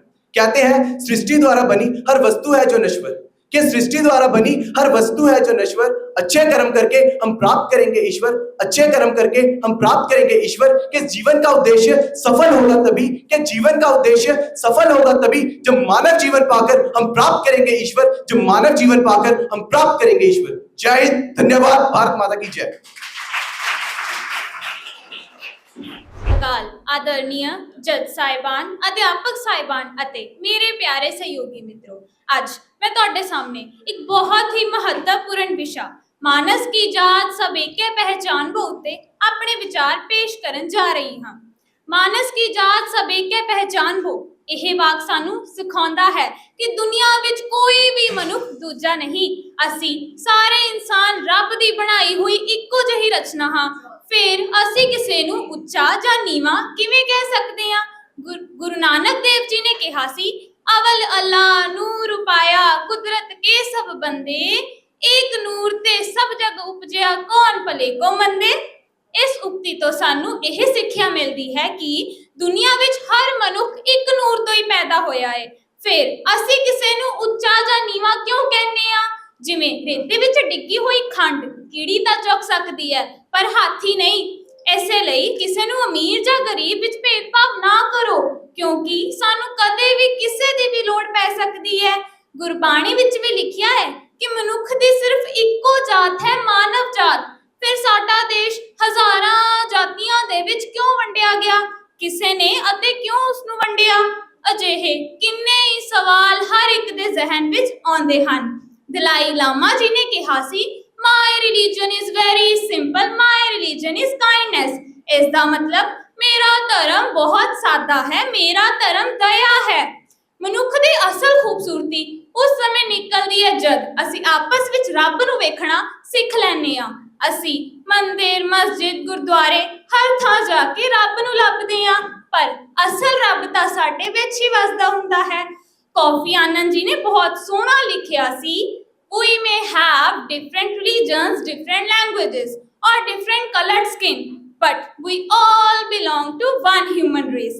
इसदा मतलब भावें साडे धर्म वख ने, भावें साडी भाषा वख है, भावें साडे रंग रूप वख ने, पर असी सारी मनुखी जात इक्को गति विच चलदे हां। अज तो बहुत समा पहला प्राचीन आर्य समाज विच कोई भी जाति व्यवस्था नहीं सी, ना कोई हिंदू सी, ना ब्राह्मण, ना वैश्य, ना क्षत्रिय सी। सारे लोकी इकट्ठे ਖਾਂਦੇ ਪੀਂਦੇ ਆਪਸੀ ਵਿਆਹ ਕਰਦੇ ਅਤੇ ਇਕਾਈ ਦੇ ਰੂਪ ਵਿੱਚ ਵਿਚਰਦੇ ਸਨ। ਜਾਤ ਪਾਤ ਦੀ ਕੋਈ ਹੋਂਦ ਨਹੀਂ ਸੀ। ਸਤੀ ਪ੍ਰਥਾ, ਬਾਲ ਵਿਵਾਹ ਇਹੋ ਜਿਹੀ ਵੀ ਕੋਈ ਪ੍ਰਥਾ ਨਹੀਂ ਸੀ। ਔਰਤ ਨੂੰ ਦੇਵੀ ਦੇ ਰੂਪ ਵਿੱਚ ਪੂਜਿਆ ਜਾਂਦਾ ਸੀ। ਭਾਰਤ ਵਿੱਚ ਜਾਤੀ ਵਿਵਸਥਾ ਕੋਈ ਕੁਦਰਤੀ ਵਰਤਾਰਾ ਨਹੀਂ ਹੈ, ਬਲਕਿ ਜਾਣ ਬੁੱਝ ਕੇ ਕੁਝ ਲੋਕਾਂ ਨੂੰ ਗੁਲਾਮ ਬਣਾਉਣ ਲਈ ਬਣਾਈ ਗਈ ਇੱਕ ਵਿਵਸਥਾ ਹੈ ਜੋ ਕਿ ਸਮਾਜ ਉੱਪਰ ਕਲੰਕ ਹੈ। ਜੇਕਰ ਅਸੀਂ ਸਾਰੇ ਮਨੁੱਖ ਮਾਨਸ ਦੀ ਜਾਤ ਹਾਂ, ਸਭ ਦੇ ਖੂਨ ਲਾਲ ਨੇ, ਸਭ ਦੇ ਅੰਗ ਇੱਕੋ ਜਿਹੇ ਨੇ, ਫਿਰ ਜਾਤੀ ਵਿਵਸਥਾ ਕਿਉਂ? ਅੱਜ ਬੇਸ਼ੱਕ ਵੱਡੇ ਵੱਡੇ ਸ਼ਹਿਰਾਂ ਵਿੱਚ ਜਾਤੀ ਵਿਵਸਥਾ ਦਾ ਭੇਦਭਾਵ ਘਟ ਗਿਆ, ਪਰ ਕਈ ਪਛੜੀ ਇਲਾਕਿਆਂ ਦੇ ਵਿੱਚ ਇਹ ਸਿਲਸਿਲਾ ਅਜੇ ਵੀ ਜਾਰੀ ਹੈ। ਕਿ ਭਾਰਤ ਵਿੱਚ ਕਦੀ ਕੋਈ ਸਰਕਾਰ ਜਾਤੀ ਵਿਵਸਥਾ ਨੂੰ ਖਤਮ ਕਰਨ ਲਈ ਕਾਨੂੰਨ ਬਣਾਉਣ ਦੀ ਜ਼ਰੂਰਤ ਕਰ ਸਕੇਗੀ? ਇਸੇ ਲਈ ਆਓ ਅਸੀਂ ਆਪਸ ਵਿੱਚ ਪਿਆਰ ਨਾਲ ਰਹੀਏ, ਵੰਡਾਂ ਨੂੰ ਮਿਟਾਈਏ ਅਤੇ ਰੂਹਾਨੀ ਏਕਤਾ ਵੱਲ ਵਧੀਏ ਤੇ ਇਹ ਸਿੱਧ ਕਰੀਏ ਕਿ ਮਾਨਸ ਕੀ ਜਾਤ ਸਭ ਏਕੇ ਪਹਿਚਾਨ ਹੋ ਸਾਡਾ ਕੇਵਲ ਸ਼ਬਦ ਨਹੀਂ, ਸਾਡੀ सोच बन जावे। धन्यवाद जी। सम्माननीय मुख्य अतिथि, आदरणीय प्रधानाचार्य जी, सम्माननीय अध्यापक गण और मेरे प्रिय साथियों को मेरा प्यार भरा अभिनंदन। आज का यह अवसर हमारे लिए अत्यंत महत्वपूर्ण और उत्साहपूर्ण है। यह एक ऐसा मंच है जो हमें अनुभवों के साथ आपसी मेलजोल का अवसर प्रदान करता है। इसी प्रकार मैं अपने मुख्य विषय की ओर बढ़ते हुए कहना चाहती हूँ कि जब हमारा देश गुलाम था, अंग्रेजों का शासन था, वेदों का ज्ञान लुप्त हो चुका था, परमात्मा की जगह लोगों ने पत्थर की मूर्तियों को परमात्मा मानकर उनको पूजना शुरू कर दिया था। तब जाकर हमारे देश में आर्य समाज की स्थापना हुई। जी हाँ, यही मेरा आज का विषय है, स्वतंत्रता आंदोलन में आर्य समाज की भूमिका, जिसने हमारे देश की काया को ही पलट के रख दिया। लेकिन उससे पहले मैं आपको एक कहानी सुनाना चाहूंगी और मुझे आशा है कि आप भी उस कहानी को सुनने के लिए उत्सुक होंगे। बहुत समय पहले हमारे देश के अंदर एक महान आत्मा ने जन्म लिया। उन्हें बचपन में चेचक का रोग हुआ, जिसकी वजह से वे अपनी दोनों आंखें गंवा चुके थे।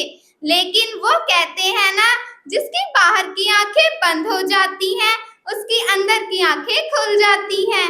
वे बाहर से तो कुछ नहीं देख पाते थे, किंतु उनके अंदर की एक आंख खुली थी, जिसे हम कहते हैं ज्ञान का चक्षु। बहुत लंबे समय तक तपस्या करने के पश्चात वे भारतवर्ष के महान विद्वान कहलाए। अब मैं आपको उनका नाम बताना चाहूंगी। जी हाँ, आप सही सोच रहे हैं, उनका नाम है गुरु बिरजानंद दंडी शाह जी।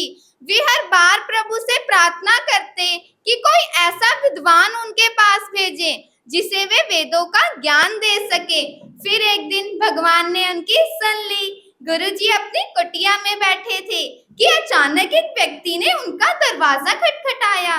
गुरुजी ने आवाज दी कि कौन है? तो बाहर खड़े पथिक ने कहा, मैं वही तो जानने आया हूँ कि मैं कौन हूँ।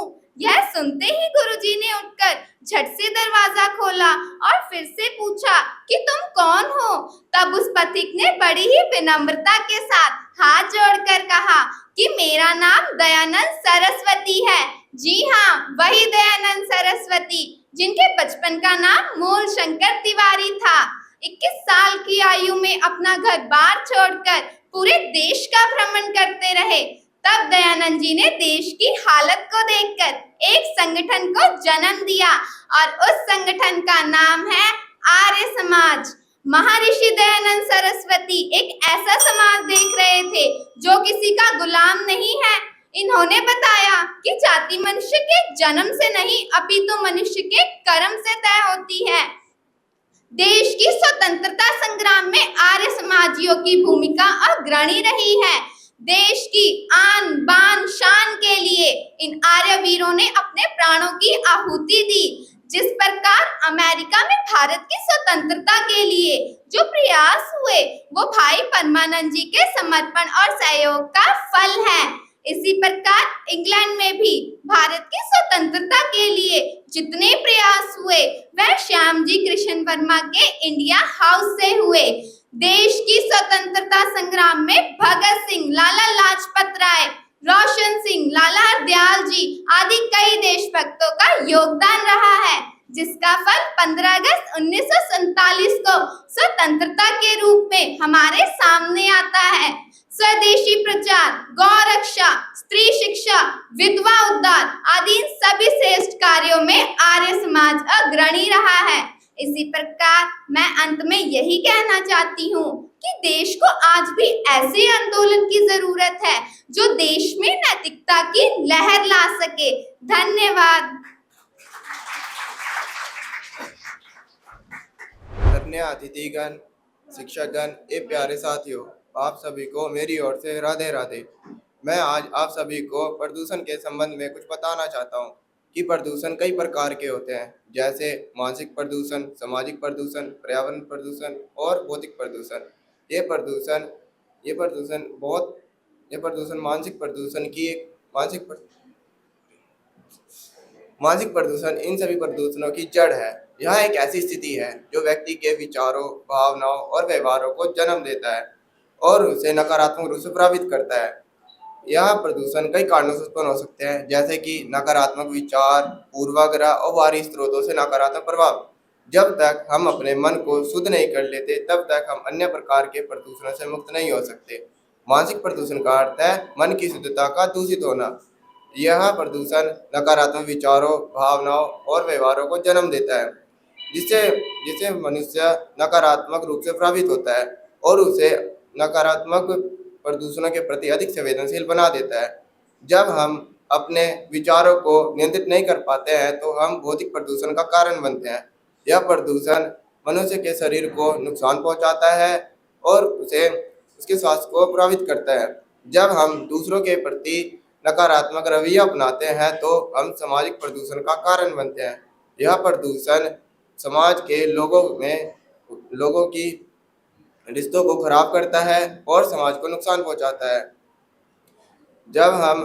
जब नकारात्मक विचारों और भावनाओं से ग्रस्त होते हैं तो हम अपने आसपास के पर्यावरण को भी नकारात्मक रूप से प्रभावित करते हैं। यह प्रदूषण हवा, पानी और मिट्टी में भी पाया जाता है। मान लीजिए कि कोई व्यक्ति नकारात्मक रूप से प्रभावित है, वह अपने आसपास की चीजों और लोगों को नकारात्मक रूप से देखता है। वह अपने आसपास के पर्यावरण को नकारात्मक रूप से प्रभावित करेगा और दूसरों के प्रति नकारात्मक व्यवहार अपनाएगा और अपने शरीर को नुकसान पहुंचाएगा। मानसिक प्रदूषण इन सभी प्रदूषणों का एक मुख्य जड़ है। जब हम अपने मन को शुद्ध नहीं करते, तब तक हम कई प्रकार के प्रदूषणों से मुक्त नहीं हो सकते। इसलिए हमें अपने मन की शुद्धता के लिए रोज ध्यान, योग और अन्य आध्यात्मिक गतिविधियों का सहारा लेना चाहिए। धन्यवाद। Management members, teachers and student, मेरा आज का विषय है स्वतंत्रता आंदोलन में आर्य समाज की भूमिका।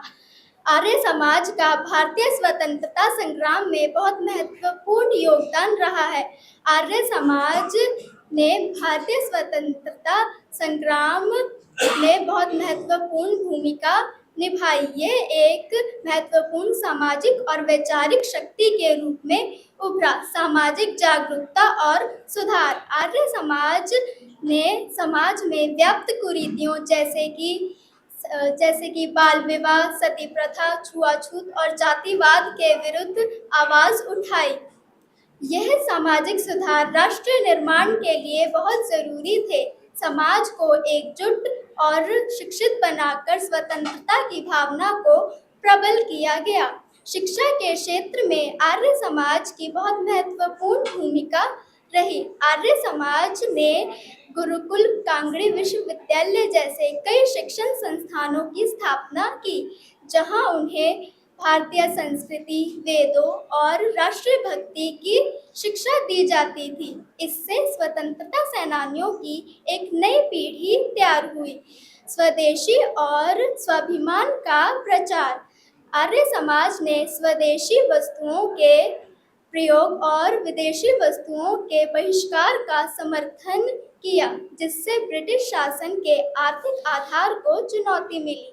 क्रांतिकारियों को प्रेरणा। लाला लाजपत राय जैसे कई महान स्वतंत्रता सेनानी आर्य समाज से प्रेरित थे, जिन्होंने न केवल विचारों से बल्कि सक्रिय रूप से स्वतंत्रता आंदोलन में भाग लिया।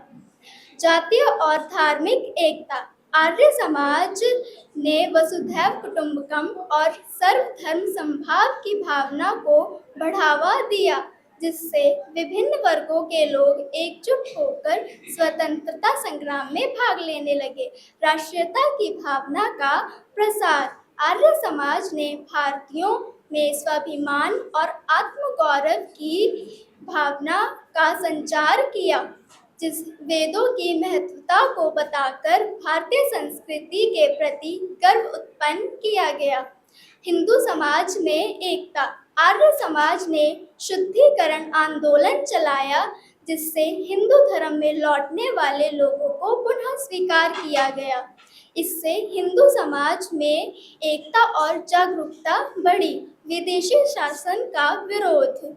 आर्य समाज अंग्रेजी शासन की नीतियों और धार्मिक हस्तक्षेप का विरोध करता रहा। उन्होंने विदेशी धर्म प्रचारकों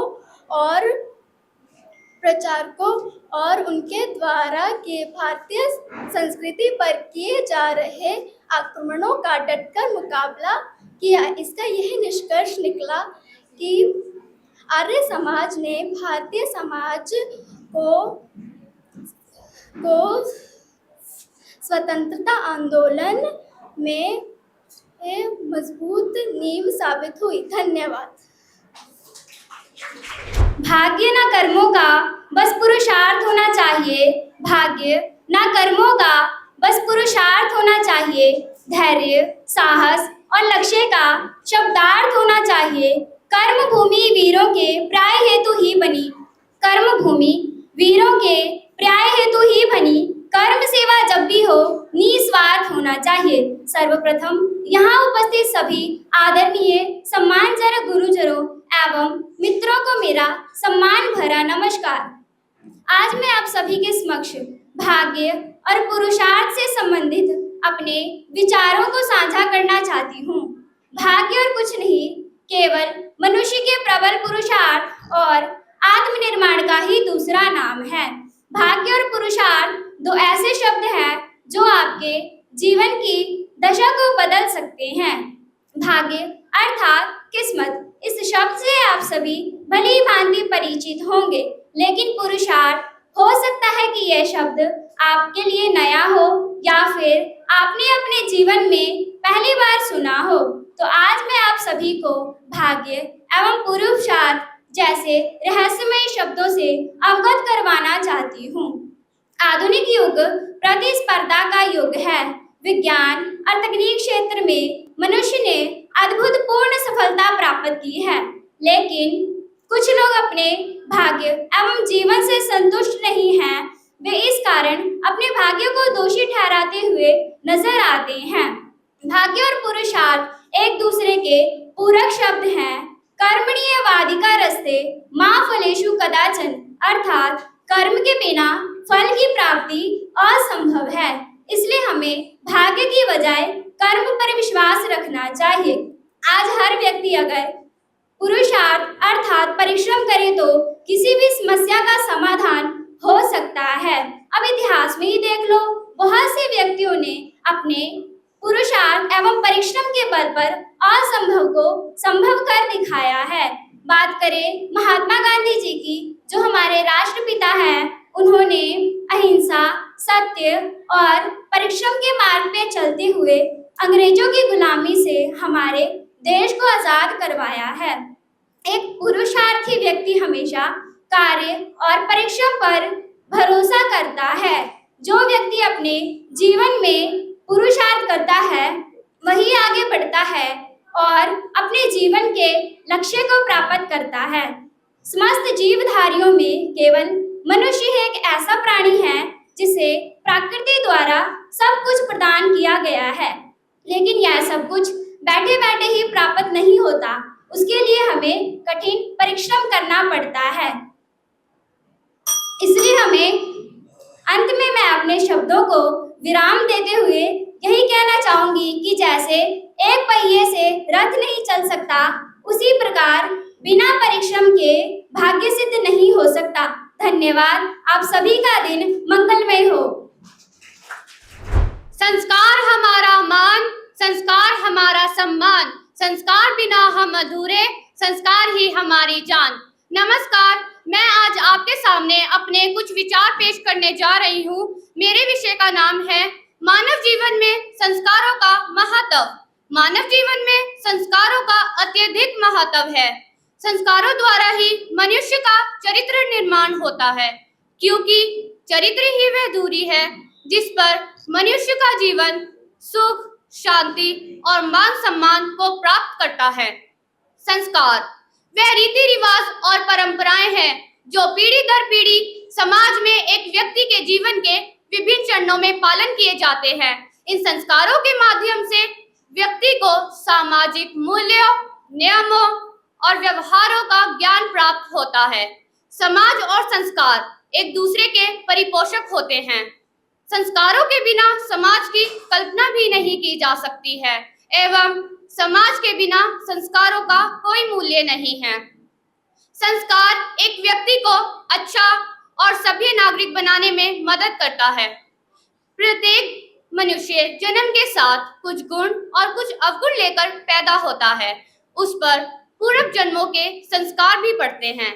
ऐसी हिंदू धर्म की मान्यता है। क्या हम संस्कारों के बिना समाज में रह सकते हैं? नहीं। वेदों के अनुसार संस्कार बहुत ही महत्व है। ये संस्कार हमारे जीवन को पवित्र और गुणवान बनाने में मदद करते हैं। अगर हम संस्कारों की बात करें तो जैसे आग की लपटें हमेशा ऊपर की ओर जाती हैं और पानी हमेशा नीचे की ओर जाता है, यह दोनों अपने मूल यानी स्रोत की ओर दौड़ते हैं, क्योंकि पानी का मूल समुद्र है और आग का मूल सूर्य है। इसी तरह हमारा मूल हमारे संस्कार हैं। इसलिए हमें हमारे संस्कारों को हमेशा अपने साथ ही लेकर चलना पड़ेगा, तभी हमारे संस्कार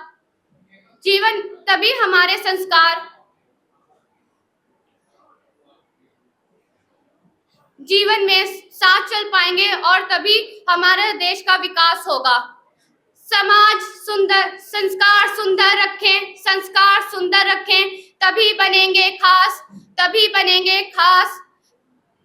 समाज दर्पण बन चले, समाज दर्पण बन चले, करते रहे विकास। जैसे जैसे इंसान बड़ा होता है, उसे संस्कारों का ज्ञान प्राप्त होता है। जब बच्चा माँ की गोद में आता है, उसे विराट ब्रह्म रूपी संसार दिखाई देता है। वह खुला वातावरण देखकर चकित हो जाता है। हमारी संस्कृति और संस्कार दोनों को जानने के लिए वह हर उस व्यवस्था से निकलता है जहां उसे संस्कारों का अवगत करवाया जाता है। धन्यवाद।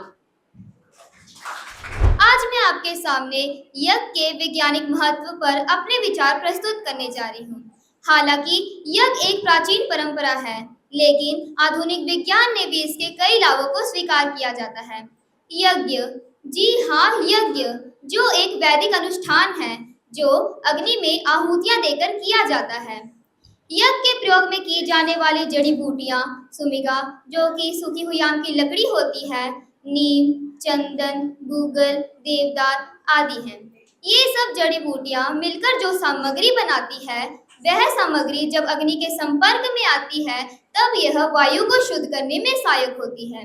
वैज्ञानिकों ने पता लगा लिया है कि यज्ञ के कारण हमारे वायु में से हानिकारक तत्व नष्ट हो जाते हैं, जिससे वायु अधिक स्वच्छ और सांस लेने योग्य बनती है। यज्ञ के उपयोग में की जाने वाली जड़ी बूटियां और घी को जब अग्नि में डाला जाता है, तब उनमें से निकलने वाले बारीक कण वायु में फैल जाते हैं। जब हम इस वायु में सांस लेते हैं, तब यह कण हमारे श्वसन तंत्र और अन्य अंगों को लाभ पहुंचा सकते हैं। आप सबने भोपाल गैस त्रासदी के बारे में सुना ही होगा, जो 1984 में भोपाल में हुई थी। जब यूनियन कार्बाइड कीटनाशक संयंत्र से 40 टन से अधिक जहरीली गैसें लीक हो गई थी, तब इस घटना में हजारों की संख्या में लोगों की मृत्यु हो गई थी और हजारों की संख्या में लोग बीमार भी पड़ गए थे। उनमें से बहुत से व्यक्ति आज भी उन बीमारियों से ग्रसित हैं। आर्य समाज से संबंधित लोग जो अपने घर में प्रतिदिन यज्ञ किया करते थे, उन्होंने सोचा कि मरना तो है ही, क्यों ना यज्ञ करके ही मरा जाए। तब उन्होंने अपने घर में यज्ञ किया। आपको यह सुनकर हैरानी होगी कि उन पर तथा उनके परिवार पर उन जहरीली गैसों का कोई भी प्रभाव ना पड़ा, क्योंकि यज्ञ के कारण उनके घर का वातावरण शुद्ध हो गया था। नासा के वैज्ञानिक बताते हैं कि यज्ञ में प्रयोग होने वाली केवल सुमिगा ही वायु को 15% शुद्ध करने में सहायक होती है। मैं आपको यज्ञ का मनोवैज्ञानिक प्रभाव के बारे में बताना चाहूंगी। यज्ञ के दौरान किए जाने वाले मंत्रोच्चारण और सामूहिक अनुष्ठान मन को शांति और एकाग्रता प्रदान करते हैं। ध्वनि कंपन और मंत्रों का हमारे दिमाग पर सकारात्मक प्रभाव पड़ता है, जिससे तनाव और चिंता दूर हो सकती है। यह एक प्रकार की ध्वनि चिकित्सा यानी साउंड थेरेपी के रूप में भी कार्य करता है। यह हमारे मानसिक शांति को बढ़ावा देता है। यज्ञ का एक और महत्वपूर्ण पहलू यह है कि यज्ञ एक सामुदायिक गतिविधि है जो लोगों को साथ लाती है। यह सामाजिक जुड़ाव और एकता की भावना को बढ़ावा देती है। वैज्ञानिक शोध बताते हैं कि बेहतर सामाजिक संबंध बेहतर मानसिक और शारीरिक स्वास्थ्य से जुड़े होते हैं। इस प्रकार यह हमारे सामाजिक कल्याण में भी अपना योगदान देते हैं। यह सच है कि यज्ञ की प्रक्रिया जटिल है। क्यों? यज्ञ की प्रक्रिया जटिल क्यों है? क्योंकि इसमें अनेक अनुष्ठान, मंत्रों और विशेष प्रक्रियाओं का प्रयोग किया जाता है। आप सबने ये कभी सोचा है कि हमें यज्ञ की प्रक्रिया जटिल क्यों लगती है? क्योंकि हमारे विद्यालयों में संस्कृत ना होने के कारण यज्ञ के दौरान होने वाले मंत्रों, विधियों और शास्त्रों का हमें कोई ज्ञान नहीं है। यज्ञ में विशेष प्रकार की संस्कृत का प्रयोग होता है, इसलिए हमें इसे समझने में कठिनाई होती है। मैं बस आपसे यही निवेदन करती हूँ कि सरकार को हमारे विद्यालयों में संस्कृत भाषा को बढ़ावा देना चाहिए। यज्ञ में वैज्ञानिक शोध में जारी है, लेकिन जो प्रमाण हमारे पास मौजूद हैं वे ये दर्शाते हैं कि यज्ञ केवल एक वैदिक अनुष्ठान ही नहीं बल्कि एक ऐसा कर्म है जो वैज्ञानिक रूप से भी हमारे पर्यावरण और स्वास्थ्य के लिए लाभकारी हो सकता है। अंत में मैं बस इतना ही कहना चाहूंगी कि यज्ञ हमारे वातावरण के प्रति सम्मान और आभार की भावना को बढ़ाता है। धन्यवाद। हंसा स्वादित चरण कमल चिन्ह मकरंदाय भक्त जनमानस निवासाय श्री रामचंद्राय। मंच पर उपस्थित सभी अतिथिगणों, आदरणीय शिक्षकों और मेरे प्रिय साथियों, आप सबको मेरा दंडवत प्रणाम। मैं उस भूमि से आता हूँ जहाँ आज भी देवों का वास है। मैं उस भूमि से आता हूँ जहाँ आज भी स्वामी दयानंद की पुस्तक सत्यार्थ प्रकाश कूट कूट कर कह रही है, एको सत्या विप्रा बहुधा वदंती, कि सत्य एक ही है और ज्ञानी जन और गुरुजन उसे अलग अलग नाम से पुकारते हैं। स्वामी जो 19वीं सदी में आए और 19वीं सदी में आकर के वो कार्य करके चले गए, उन समस्याओं का समाधान करके चले गए जिन समस्याओं से हम आज भी जूझ रहे हैं, वो थे स्वामी दयानंद सरस्वती। जिस समय वो इस धराधाम पर आए उस समय भारत विश्व के मानचित्र पर केवल और केवल एक डूबता हुआ सितारा दिख रहा था। गौ माता त्राहिमाम कर रही थी और नारी जाति की क्या दुर्दशा थी उससे हमें सब परिचित हैं। उस समय हमें एक ऐसे व्यक्ति की आवश्यकता थी, ऐसे महाअनुभाव की आवश्यकता थी जिसमें सूर्य सा तेज हो, चंद्रमा सी शीतलता हो, पृथ्वी सा धैर्य हो और आसमान जितनी ऊंचाई हो। और ईश्वर की वो सर्वोत्तम कृति स्वामी दयानंद सरस्वती थे। शायद संभवा में युगे युगे की कल्पना यही रही होगी, क्योंकि स्वामी दयानंद तो स्वामी दयानंद ही थे, न भूतो न भविष्यति। स्वामी दयानंद सरस्वती जी का जन्म 12 फरवरी 1824 को गुजरात के टंकारा गांव में हुआ। बचपन से ही वह एक वैज्ञानिक और जिज्ञासु सोच वाले व्यक्ति थे। एक जब उन्होंने महाशिवरात्रि वाले दिन चूहों को शिवलिंग पर कुछ खाते हुए देखा तो उनके मन में यह विचार आया, क्या जिसने ये सृष्टि बनाई वो इस तरह निर्बल हो सकता है? नहीं, उन्होंने अपने जीवन को वेदों की और लोटों का मार्गदर्शन दिखाया और उन्होंने गहन वेद का अध्ययन किया और अंततः यह उद्देश्य दिया, ओम कृणवंतो विश्वमार्यम। हम केवल अपने लिए नहीं अपितु पूरे संसार के लिए कार्य करें। जिस समय हर तरफ जातिवाद था, नारी को शिक्षा नहीं दी जाती थी, उस समय स्वामी दयानंद ने कहा यत्र नारीस्तु पूज्यते रमन्ते तत्र देवता। जहां नारी की पूजा होती है, जहां उस भगवती की पूजा होती है, देवता वही वास करते हैं। स्वामी जी ने जोर देकर कहा विद्या या विमुक्तये, कि विद्या का उद्देश्य केवल और केवल मुक्ति है। विद्या ददाति विनयम, कि विद्या क्या है? विनय प्रदान करती है। यथा अग्नि तहारका तथैव विद्या अज्ञानाम दहति। जिस प्रकार से अग्नि हमारे पापों को नष्ट करती है, हमारे अपुण्यों को नष्ट करती है, उसी प्रकार क्या है? विद्या हमारी अज्ञानता को नष्ट करती है। जिस समय हर तरफ जातिवाद चल रहा था, हर तरफ पाखंड था, उस समय मैं एक मानस की चौपाई कहना चाहूंगा। छित जल पावक गगन शरीरा और पंच तत्व यह अदम शरीरा। हम सभी का शरीर केवल 5 तत्वों से बना है, किंतु हम फिर भी जातिवाद करते हैं, हम छूत अछूत की बातें करते हैं। स्वामी दयानंद कहते थे संगच्छध्वम संवदध्वम संभो मनांसि जानतम। सभी एक साथ बोलो, एकता से चलो और सबके मन क्या हो जाएं? एक समान हो जाएं। 1875 को स्वामी दयानंद ने आर्य समाज की स्थापना की। ऐसा समाज जो श्रेष्ठ समाज था, जो आज भी मैं देख रहा हूं, जो शिक्षा का प्रसार कर रहा है, जो नारी को उच्चतम शिक्षा की ओर ले जा रहा है, जो आज भी धर्म का पालन कर रहा है। स्वामी दयानंद सरस्वती जी का जीवन जितना तेजस्वी था, उनकी मृत्यु उतनी ही दुखद थी। 30 अक्टूबर 1883 को उन्होंने अपने प्राण त्यागे, लेकिन वह अपने पीछे एक ऐसी ज्योति छोड़ गए जो आज भी अनगिनत हृदयों में विद्यमान है। इन्हीं शब्दों से मैं अपने मन और वाणी को विराम देता हूँ। सर्वे भवन्तु सुखिनः, सर्वे सन्तु निरामया, सर्वे भद्राणि पश्यन्तु, मा कश्चित् दुःखभाग् भवेत्। बोल सत्य सनातन वैदिक धर्म की जय। ऐसे थे एक संत महान जिनकी थी एक अलग पहचान, जिनकी थी एक अलग पहचान। अपने वेदों से जिन्होंने दिया पूरे विश्व को ज्ञान। आदरणीय मुख्य अतिथि महोदय, शिक्षकगण, निर्णायकगण एवं मेरे प्रिय साथियों, आज मैं आपके समक्ष जन जागृति के नायक स्वामी दयानंद सरस्वती जी के बारे में अपने विचार प्रस्तुत करने जा रहा हूँ। स्वामी दयानंद सरस्वती जी का जन्म 12 फरवरी सन 1824 को गुजरात के टंकारा गांव में हुआ।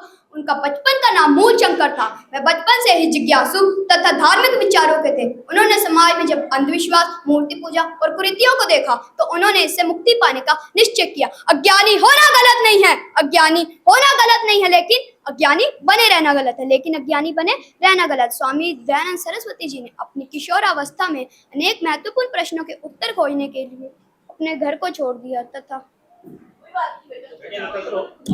पूरे देश भर में भ्रमण किया। स्वामी दयानंद सरस्वती जी अपने प्रसिद्ध ग्रंथ सत्यार्थ प्रकाश में समाज की बुराइयों पर प्रकाश डालते हुए कहते हैं कि हमें एक अच्छे समाज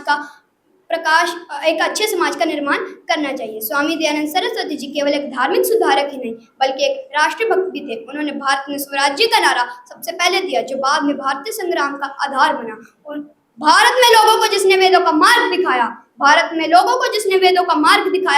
माता का वह लाल स्वामी दयानंद सरस्वती कहलाया। स्वामी दयानंद सरस्वती जी ने शिक्षा के प्रचार प्रसार पर जोर दिया और विशेष रूप से महिला शिक्षा को बढ़ावा दिया तथा उसकी वकालत की। उन्होंने गुरुकुल प्रणाली को पुनर्जीवित किया, जहां वह छात्र को वेदों, विज्ञान, गणित तथा नैतिक मूल्यों जैसी शिक्षाएं देते थे। आज भी महर्षि दयानंद सरस्वती जी के विचार उतने ही प्रासंगिक है जितने उनके समय में थे। वर्तमान समाज में भी अंधविश्वास, मूर्ति पूजा तथा जातिवाद जैसी समस्याएं हैं। हमें स्वामी जी के विचारों को अपनाना चाहिए तथा एक शिक्षित समाज का निर्माण करना चाहिए। स्वामी दयानंद सरस्वती जी का प्रसिद्ध नारा वेदों की ओर लौटो हमें सत्य, ज्ञान तथा धर्म की ओर लौटने के लिए प्रेरित करता है। स्वामी जी से अंग्रेज थर-थर कांपते थे, इसलिए अंग्रेजों ने स्वामी जी को कई बार जहर देकर मारने का प्रयास किया, लेकिन स्वामी जी को योग में कुशलता प्राप्त थी, इसलिए स्वामी जी को कुछ नहीं हुआ। स्वामी दयानंद सरस्वती जी एक बार जोधपुर के राजा के यहाँ गए हुए थे। जोधपुर के राजा यशवंत सिंह स्वामी जी के विचारों से बहुत प्रसन्न हुए, इसीलिए जोधपुर के राजा ने अपनी नृत्य की नन्ही जान से संबंध तोड़ दिया।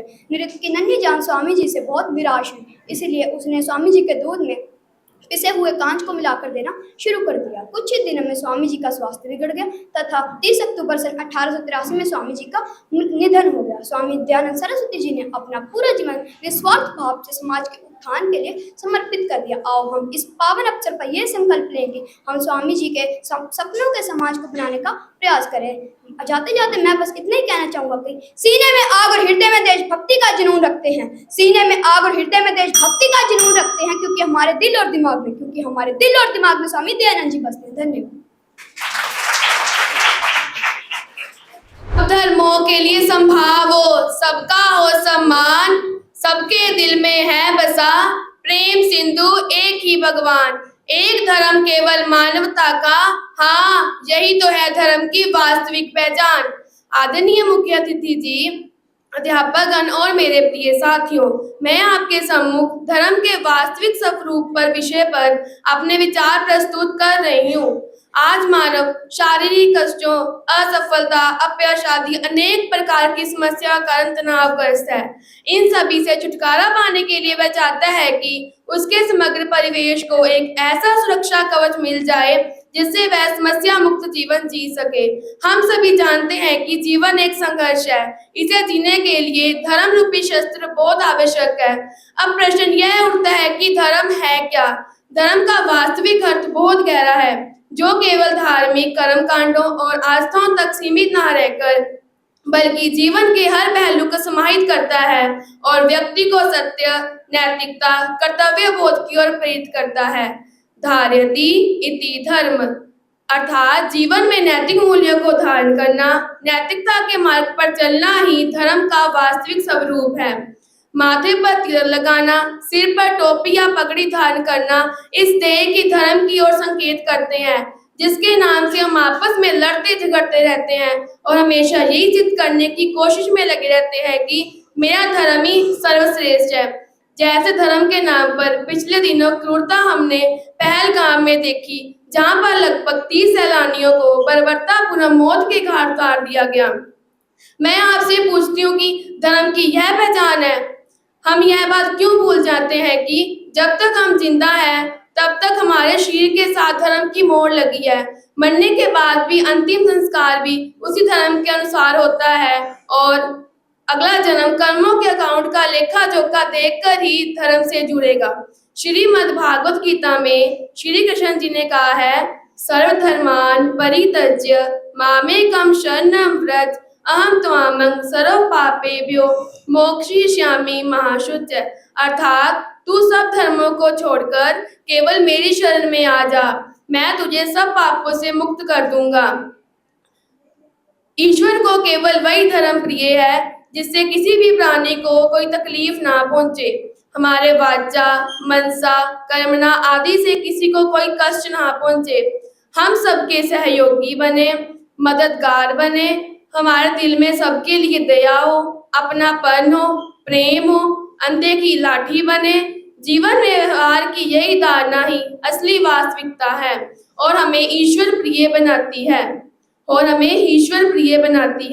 अंत में मैं बस यही कहना चाहूंगी, धर्म प्रेम का रूप है, सत्य का मार्ग जीवन की धूप है, सत्य का मार्ग जीवन की धूप है। करुणा दया एक दूसरे के साथ सृष्टि को खुश रखे, मिला हाथ से हाथ। अंधविश्वास नफरत की दीवार हटाकर धर्म की वास्तविकता को अपना लो।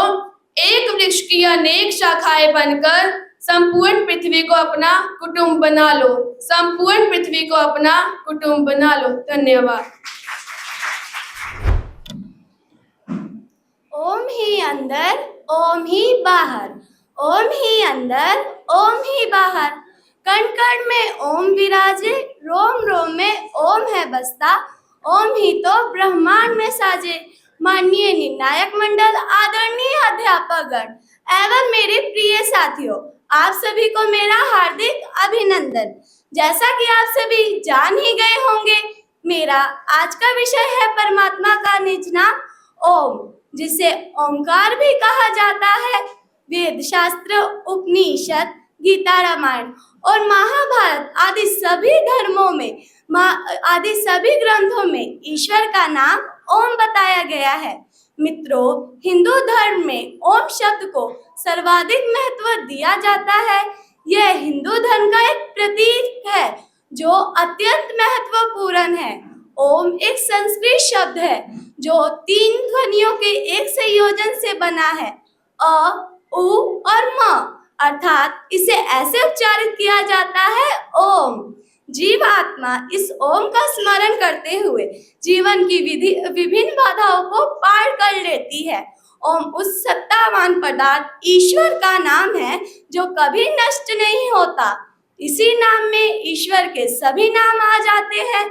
ओम सर्वव्यापक है, जिसका नाम ओम है उसी की उपासना करनी योग्य है, अन्य की नहीं।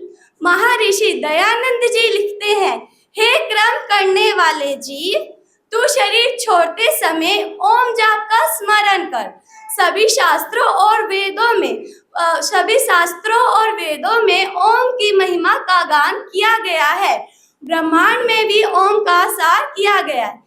यह हिंदू धर्म, जैन धर्म और बौद्ध धर्म आदि कुछ धर्मों में एक पवित्र ध्वनि के रूप में प्रकट होता है। कहा जाता है कि जब ब्रह्मांड के निर्माण के अस्तित्व से पहले जो सबसे पहले प्राकृतिक ध्वनि थी वह थी ओम की गूंज। ओम एक ऐसा मंत्र है जो हमारे मन में शांति एकाग्रता को बढ़ाने में हमारी मदद करता है। ओम एक ऐसा मंत्र है जो हमें आध्यात्मिक ज्ञान और अनुभव प्रदान करता है। ओम हमें और पूरे ब्रह्मांड को समझने में हमारी मदद करता है। ओम अपने आप में एक पूर्ण मंत्र है। इसका उच्चारण हर धार्मिक कार्य करने से पहले होता है। कहा जाता है कि जब बच्चे का उपनयन संस्कार अर्थात जब बच्चे की प्रारंभिक शिक्षा आरंभ की जाती है तब उसे सर्वप्रथम ओम मंत्र का ही जाप करवाया जाता है। ओम एक ऐसा मंत्र है जो संपूर्ण ब्रह्मांड में गूंजायमान है। ओम एक ऐसा मंत्र है जो एक गूंगा व्यक्ति भी इस मंत्र का जाप कर सकता है, अर्थात ये इस सृष्टि के निर्माण से पहले भी था और जब ये सृष्टि विलीन हो जाएगी तब भी ये रहेगा। अंत में मैं अपनी वाणी को विराम देते हुए बस इतना ही कहूंगी, ओम है दुख विनाशक, ओम है दुख विनाशक, ओम सर्वानंद है, ओम ही सृष्टि का आदि, ओम ही तो अंत है, ओम ही सृष्टि का आदि, ओम ही तो अंत है। धन्यवाद। सम्माननीय मंच को नमन करती हूँ। हमारे परम आदरणीय अध्यक्ष महोदय, हम सबके चहेते व समाज के लोकप्रिय माननीय मुख्य अतिथि जी, इस कार्यक्रम को विशिष्टता प्रदान कर रहे विशिष्ट अतिथि एवं इस कार्यक्रम के महत्वपूर्ण अंग हमारे प्रिय दर्शक, मैं आप सबको हार्दिक नमन करती हूँ। मेरा आज का विषय है यम नियमों का जीवन में महत्व।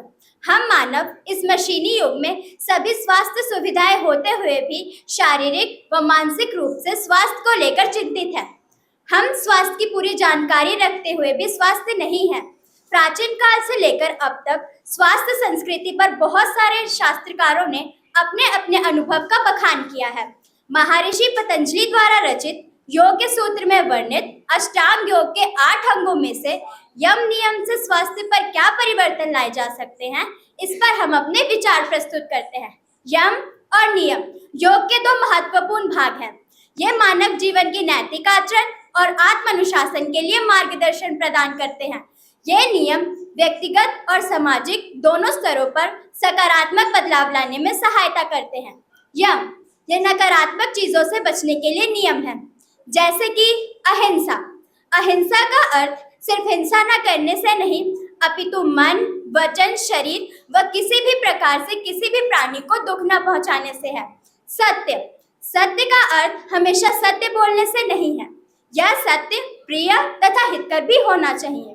अस्तेय, अस्तेय का अर्थ चोरी न करना, बेईमानी पूर्वक व किसी के साथ धोखा छल कपट द्वारा किसी भी वस्तु की चोरी न करना सम्मिलित है। ब्रह्मचर्य, ब्रह्मचर्य का अर्थ सभी प्रकार के मैथुनों का परित्याग करना एवं वीर्य की रक्षा करना ब्रह्मचर्य कहलाता है। अपरिग्रह, अपरिग्रह का अर्थ व्यक्ति को आवश्यकता से अधिक धन व वस्तुओं का एकत्रीकरण नहीं करना चाहिए। यम का जीवन में महत्व, यम के अंतर्गत 5 अंग सम्मिलित हैं। इन नियमों के अभ्यास से व्यक्ति का बाहरी आचरण सुधरता है एवं व्यक्ति समाज में प्रतिष्ठित होता है। अहिंसा के पालन से व्यक्ति का समस्त प्राणियों में प्रेम जागृत होता है एवं आत्मभाव और भाईचारा बढ़ता है। सत्य के पालन से व्यक्ति का व्यक्ति के प्रति विश्वास बढ़ता है। अस्तेय के पालन से व्यक्ति का समाज से भय समाप्त होता है एवं व्यक्ति अपनी संपत्ति आदि की चोरी की चिंता से मुक्त हो जाएगा। ब्रह्मचर्य के पालन से व्यक्ति ऊर्जावान बनता है। आयुर्वेद भी कहता है वीर्य का संचय करना चाहिए, अनियंत्रित कामेच्छा द्वारा वीर्य का नाश नहीं करना चाहिए एवं प्रत्येक व्यक्ति को वीर्यवान बनना चाहिए। अपरिग्रह द्वारा व्यक्ति में अत्यधिक संग्रह का भाव समाप्त होता है, उसकी लालसा खत्म होती है एवं नाशवान संपत्ति के प्रति उसका मोह समाप्त होता है। व्यक्ति को उदार होना चाहिए।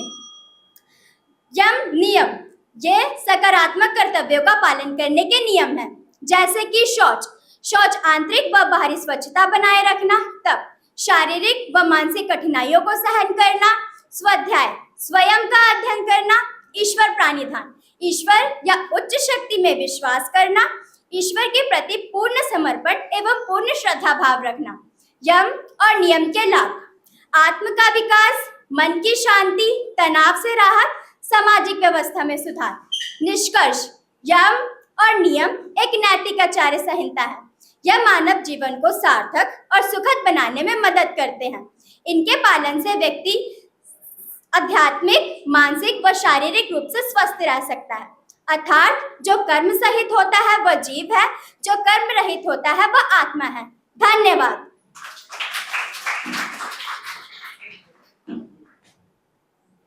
अध्यापकगण तथा अतिथिगण, सबको मेरा सादर प्रणाम। मैं 10वीं कक्षा की छात्रा हूँ। मेरा आज का विषय है भगत सिंह के सपनों का देश। भगत सिंह के सपनों का देश वह था जहाँ गरीबी, भुखमरी और भ्रष्टाचार न हो, बल्कि सबको समान अधिकार और न्याय मिले। उन्होंने एक ऐसे भारत की कल्पना की थी जहां धर्म, रंग, नस्ल, राष्ट्रीयता और राष्ट्र के आधार पर भेदभाव ना हो। भगत सिंह भारत के सबसे प्रमुख और प्रसिद्ध स्वतंत्रता के सेनानियों में से एक हैं। वह एक समाजवादी क्रांतिकारी थे जिन्होंने देश के आज़ादी के लिए बहादुरी से लड़ाई लड़ी। भगत सिंह के लिए देशभक्ति का मतलब अंग्रेजों को उखाड़ फेंकना नहीं था, बल्कि तब तक संघर्ष जारी रखना था जब तक देश के गरीब, मजदूर और किसानों को देश पर राज ना कर ले।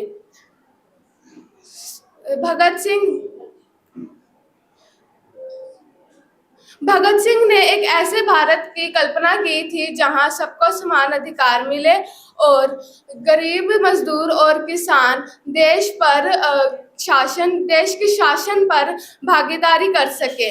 उन्होंने सन 1926 में नौजवान भारत सभा की स्थापना की, जो एक अलग प्रकार के देश की कल्पना कर रही थी। वे हमेशा समाज के कमजोर वर्गों के अधिकार के लिए आवाज उठाते और उनका उत्थान चाहते थे। वे राजनीतिक, सांप्रदायिक और धार्मिक नारों का विरोध करते और धर्मनिरपेक्ष और इनकलाबी नारों का प्रयोग करते थे, जैसे इनकलाब जिंदाबाद, जिसका अर्थ है क्रांति अमर रहे, और मेरा रंग दे बसंती चोला आदि। वे सामाजिक और आर्थिक क्रांति के लिए आवाज उठाते थे और लोगों को एकजुट होकर लड़ने के लिए प्रेरित करते थे। उन्होंने देश की आज़ादी के लिए खुशी खुशी फांसी का फंदा चूम लिया और शहीद हो गए। उनका मानना था कि सभी भारतीयों को एकजुट होकर देश के लिए लड़ना चाहिए और अंग्रेजों को देश से बाहर करना चाहिए। अंत भगत सिंह का सपनों का देश आज भी एक आदर्श है और हमें उनकी विचारधारा से प्रेरणा लेनी चाहिए। धन्यवाद। सभी को मेरा सादर अभिनंदन। आज का मेरा विषय है माता पिता और गुरुजनों का सम्मान। फूल कभी दो बार नहीं खिलते, जन्म कभी दो बार नहीं होते। मिलने को तो जीवन में बहुत कुछ मिल जाता है, पर जन्म देने वाले माँ बाप नहीं मिलते। माँ तो जन्नत का फूल है, प्यार करना तो उसका असूल है। दुनिया की मोहब्बत तो फिजूल है, माँ की हर दुआ खुदा को भी कबूल है और उसे नाराज करना तो दुनिया की सबसे बड़ी भूल है। मंदिर में पत्थर की मूर्ति में भगवान की कामना की जाती है, परंतु माता पिता और गुरुजनों के चरणों में तो पूरी कायनात पाई जाती है। माता पिता और गुरुजनों के चरणों में सभी तीर्थों का वास है। यदि हम अपने माता पिता और गुरुजनों का मान सम्मान करेंगे तो सफलता हमारे कदमों में होगी।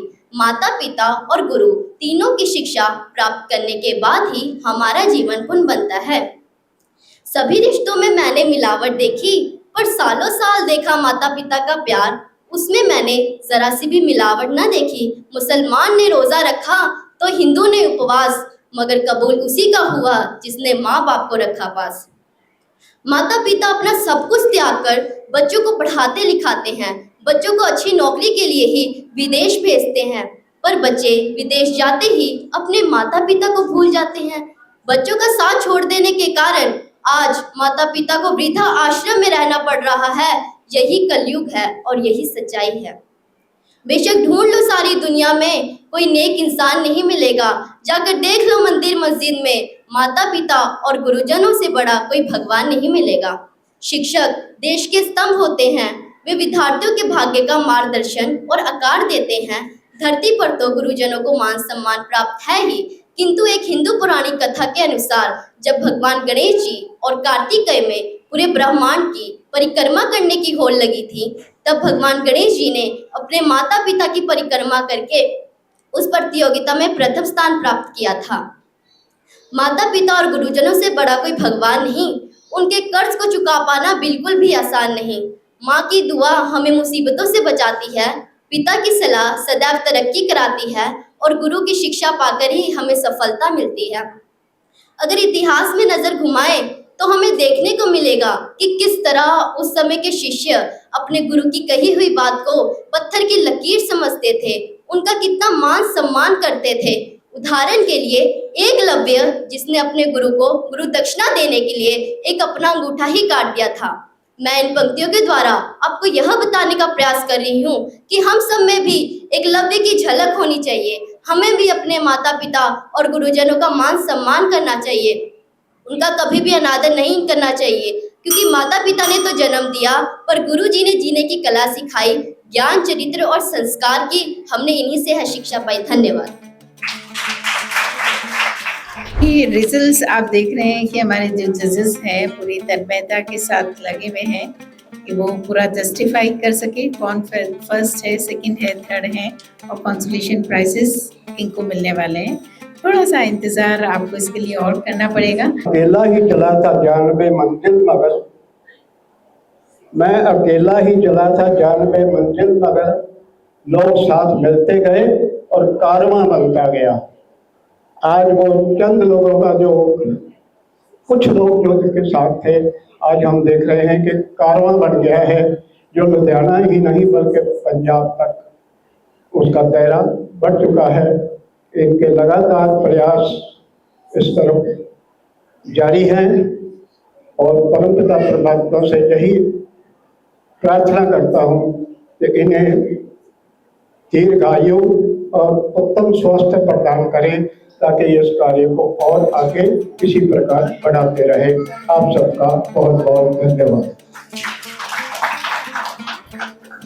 मुख्य अतिथि श्रीमती सुनीता जैन ने विजेताओं को पुरस्कार एवं प्रमाण पत्र प्रदान किए। प्रतियोगिता के परिणाम इस प्रकार रहे। प्रथम पुरस्कार Aditya Tiwari, Arya senior secondary school, Purani Sabzi Mandi. द्वितीय पुरस्कार Gauri Binlwan, children valley public school. तृतीय पुरस्कार Gagandeep Singh, Dayanand model public school, Deepak cinema road, Ludhiana. प्रशंसनीय पुरस्कार Khushi Dashmesh senior secondary school तथा साधना सिंह ऋषि दयानंद स्कूल, जमालपुर।